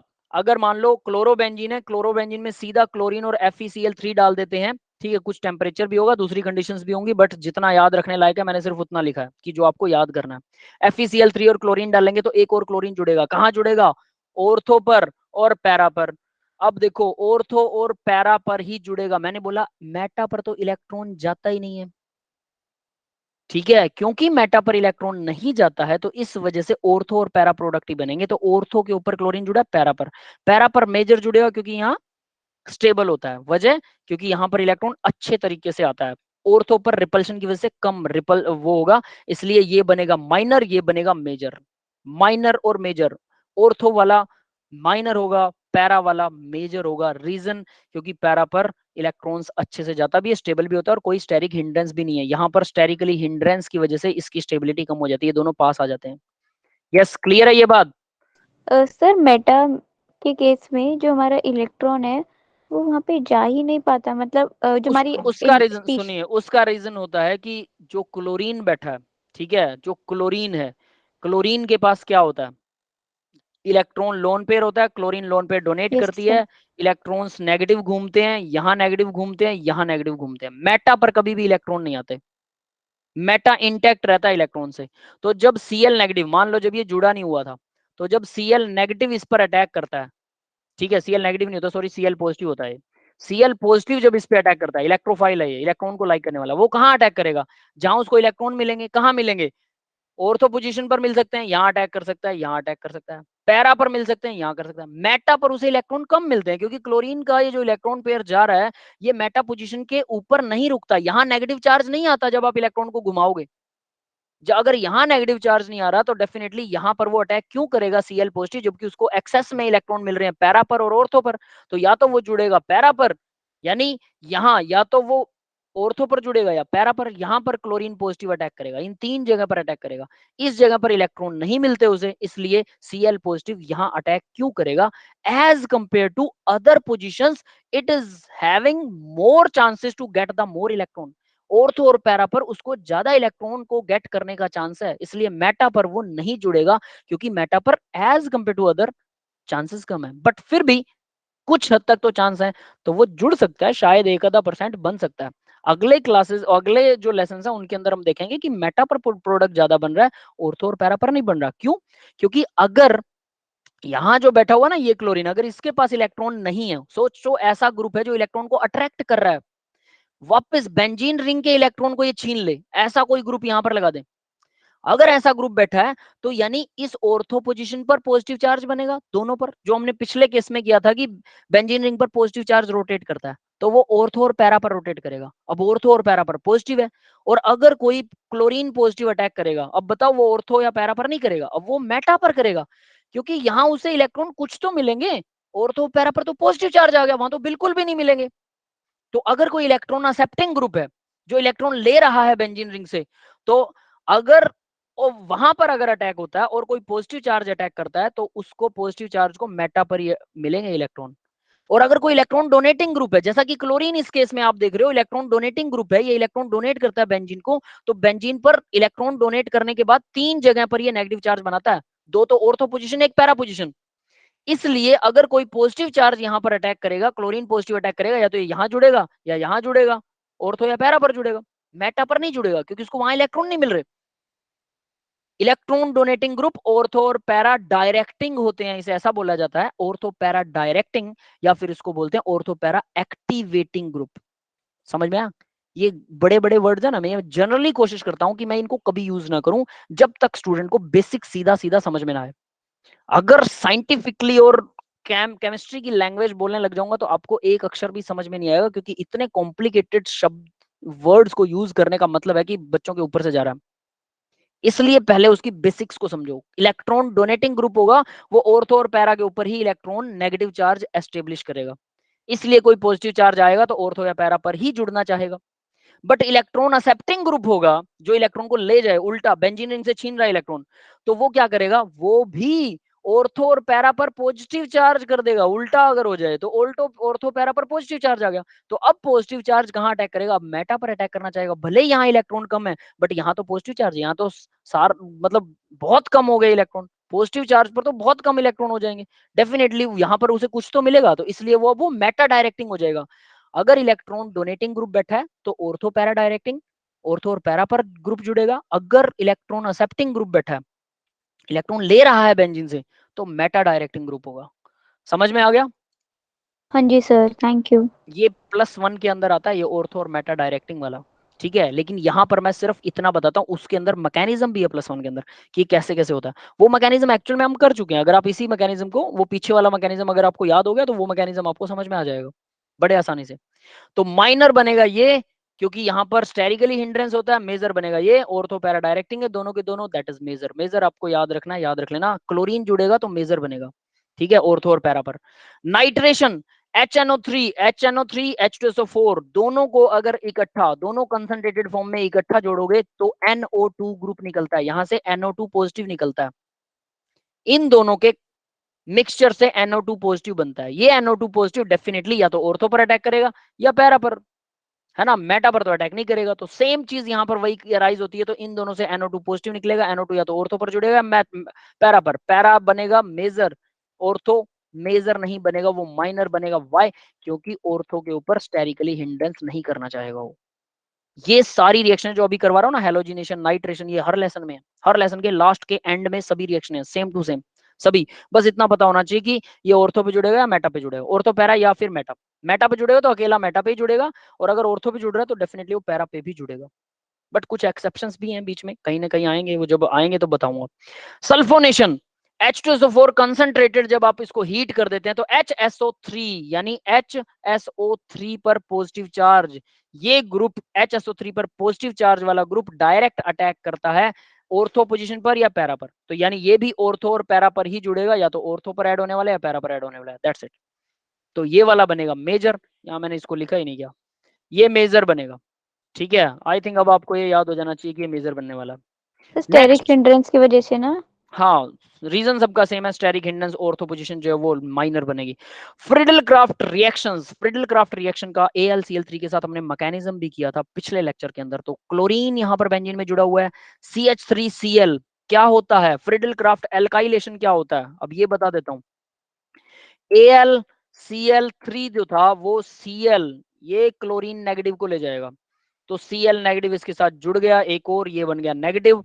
तो अब क्या होने वाला है, या आपके पास क्या बचेगा, CH3 पर पॉजिटिव चार्ज बचेगा, यहाँ पर ये पॉजिटिव चार्ज बचेगा और ये निकल जाएगा यहाँ से, पॉजिटिव चार्ज बच गया। एल्काइल ग्रुप अब या तो ऑर्थो पर अटैक करेगा, ये पैरा पर अटैक करेगा। एल्काइल ग्रुप जुड़ेगा, फ्रिडल क्राफ्ट रिएजेंट यूज किया है AlCl3 हीट करने पर, तो एल्काइल ग्रुप पर, ऑर्थो पर या पैरा पर, माइनर और मेजर, मेजर बनेगा पैरा वाला, ये ग्रुप जुड़ जाएगा। इसको बोलते हैं फ्रिडल क्राफ्ट एल्काइलेशन, क्योंकि एल्काइल ग्रुप CH3 पॉजिटिव बनता है, that is called Friedel Crafts alkylation.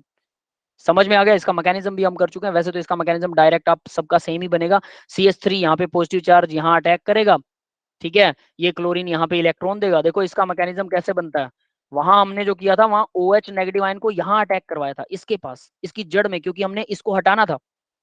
और फ्रिडल क्राफ्ट रिएक्शन का मैकेनिज्म में क्या होता है, इसको हटाना नहीं है, ये कंफ्यूज करता है बच्चों को। ये CH3 जो है ये यहाँ अटैक करेगा, क्यों, क्योंकि क्लोरीन अपना लोन पेयर यहाँ देगा, फिर यहां पर डोनेट करेगा, तो ये वाला बॉन्ड यहां आ जाएगा, मतलब यहां नेगेटिव बनेगा, यहां नेगेटिव बनेगा, या यहां नेगेटिव, तीनों जगह में किसी एक जगह पर आपको नेगेटिव बनाना है और वहां पर CH3 को अटैक करवा देना। तो जनरली यहां पर नेगेटिव बनाइए, सबसे अच्छा है, और इस क्लोरीन के साथ इसको डबल बॉन्ड बना दो, जो भी पोजीशन आए अब इसको यहाँ अटैक करवा दो, जुड़ गया। मेजर, मेजर प्रोडक्ट ही दिखाइए, माइनर मत दिखाइए, माइनर का मैकेनिज्म दिखाने का कोई जरूरत नहीं है।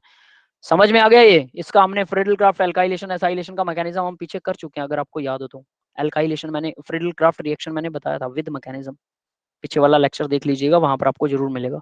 नेक्स्ट देखो, एसाइलेशन क्या होता है भाई, acyl group, C double bond OCH3, C double bond O को एसाइल ग्रुप बोलते हैं, याद रखना, एसाइलेशन। तो तो एसाइलेशन क्या कीटो होता है, होता है ना, क्या बेटा, सर कीटो होता है ना ये तो। K2 क्या कह रहे हो, सर कीटो, कीटोस, कीटोन, C डबल अच्छा, बॉन्ड, हाँ। कीटोन, नहीं कीटोन नहीं बोलेंगे इसको। कीटो क्या होता है पता है, कीटोन उसको बोलते हैं जब दोनों तरफ ही उसकी वैलेंसी जो है वो कार्बन से हो, वरना इसको एल्डिहाइड ग्रुप बोलना ज्यादा अच्छा है। समझ में आया, एक तरफ कार्बन एक तरफ हाइड्रोजन है तो एल्डिहाइड ग्रुप, ये होता है एल्डिहाइड, ये होता है कीटोन। बट यहाँ पर ना एल्डिहाइड होगा ना कीटोन होगा, क्यों, क्योंकि इस पे पॉजिटिव चार्ज आ रहा है। तो एक्चुअल में C डबल बॉन्ड O को एसाइल बोला जाता है। अब ये आपके लिए शायद नया हो, C डबल बॉन्ड O और यहाँ पर दोनों वैलेंसियां खाली हैं, इसको एसाइल बोलते हैं, एसाइल ग्रुप। Acyl group. इस एसाइल ग्रुप के साथ अगर यहाँ H और यहाँ CR लगा देते हो तो ये बन गया एल्डिहाइड, और अगर आप दोनों तरफ R लगा देते हो तो ये बन गया कीटोन। एसाइल ग्रुप से ही दोनों बनते हैं, समझ में आ गया। जी तो सर। यहाँ इसको याद रखिए, एसाइल ग्रुप है। तो अब हम क्या कर रहे हैं एक्चुअल में, इस क्लोरीन नेगेटिव को तो ले जाएगा AlCl3, ये तो नेगेटिव तो गया, और तो यहाँ पर क्या आ जाएगा, एसाइल ग्रुप पर C डबल बॉन्ड O पर पॉजिटिव आया, और ये C डबल बॉन्ड O जो है ये ऑर्थो पैरा पोजीशन के ऊपर ऐड हो जाएगा, तो पैरा बनेगा मेजर और ऑर्थो बनेगा minor, C double bond OCH3। तो ये आपके सामने अब C double bond OCH3। Yes, clear है।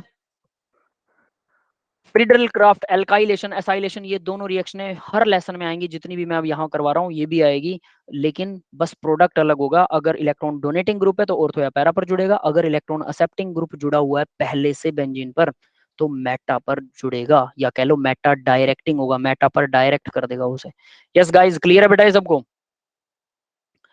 Yes sir. नेक्स्ट नेक्स्ट देखिए, अब कुछ नेम रिएक्शंस हैं डायरेक्टली लर्न करने वाले। वुड्स फिटिक रिएक्शन, बेंजीन के साथ ब्रोमीन जुड़ा है, उसको सोडियम के साथ रिएक्शन करवाई, और साथ में एक और है कार्बन की नॉर्मल चेन, उसके साथ ब्रोमीन जुड़ा हुआ है, दोनों का ब्रोमीन उड़ा दो, दोनों को आपस में जोड़ दो, यानी कि बेंजीन रिंग और कार्बन की चेन को आपस में आपने जोड़ दिया। इसको बोलते हैं Wurtz Fittig reaction. Dry ether की प्रेजेंस में होती है, वाटर के साथ रिएक्शन नहीं करेगा ये, वाटर के साथ सोडियम रिएक्शन कर लेगा, NaOH बना देगा और फिर गड़बड़ हो जाएगी। तो ड्राई ईथर जो पानी के बिना हो, पानी के बिना, पानी का एक टपका भी नहीं होना चाहिए, little drop of water can harmful to this reaction, हमारा प्रोडक्ट नहीं बनेगा। दैट इज वाई यहाँ ड्राई ईथर लिखा है। ड्राई ईथर का मतलब पानी के बिना वाला, जस्ट गर्म करो ये बन गया। अगर मान लीजिए दोनों तरफ बेंजीन रिंग हो तो उस रिएक्शन का नाम, सेम रिएक्शन है, सोडियम में डला हुआ, सब कुछ सेम है, फिटिक रिएक्शन बोलेंगे। दोनों बेंजीन आपस में जुड़ गई, सेम वही रिएजेंट है, दोनों तरफ बेंजीन है, क्लियर है? यानी एक तरफ बेंजीन एक तरफ कार्बन की चेन है तो वुड्स फिटिक, दोनों तरफ बेंजीन है तो फिटिक रिएक्शन। वुड्स रिएक्शन क्या होती है? बेंजीन रिएक्शन हो ही ना, बेंजीन ना हो, सिर्फ RX हो, RX। इसका X NaCl के साथ, मान लो क्लोरीन है, क्लोरीन उसके साथ NaCl के साथ चला जाएगा, R जुड़ जाएंगे, जैसे ऊपर बेंजीन बेंजीन जुड़ी थी। बट अगर कार्बन की नॉर्मल चेन है तो वुड्स रिएक्शन, बेंजीन है दोनों तरफ, क्लोरीन एल्काइल हैलाइड में एराइल हैलाइड है दोनों, बेंजीन वाले हैलाइड लगे हुए हैं, तो फिटिक वुड्स होती है सिर्फ एल्केन, फिटिक होती है दोनों बेंजीन। और अगर दोनों का मिक्सचर हो, एक तरफ एल्केन नॉर्मल चेन हो और दूसरा बेंजीन रिंग हो, एल्काइल और एराइल दोनों हैलाइड्स हो, सोडियम के साथ रिएक्शन कराओगे, वुड्स फिटिक रिएक्शन। वुड्स और फिटिक को जोड़ दिया, ध्यान दो, इसको और इसको, ये देखो इसे और इसे, इन दोनों को, इन दोनों रिएक्शंस का नाम जोड़ दिया इसने, ध्यान दो ऊपर, वुड्स फिटिक बन गई, वुड्स एंड फिटिक। समझ में आ रहा है? क्योंकि दोनों तरह के रिएजेंट है, दोनों तरह के रिएक्टेंट आ गए इसमें। क्लियर है ये सबको? नेमिंग है तीनों की तीनों, Wurtz Fittig, Wurtz Fittig. Clear है बेटा? Yes sir.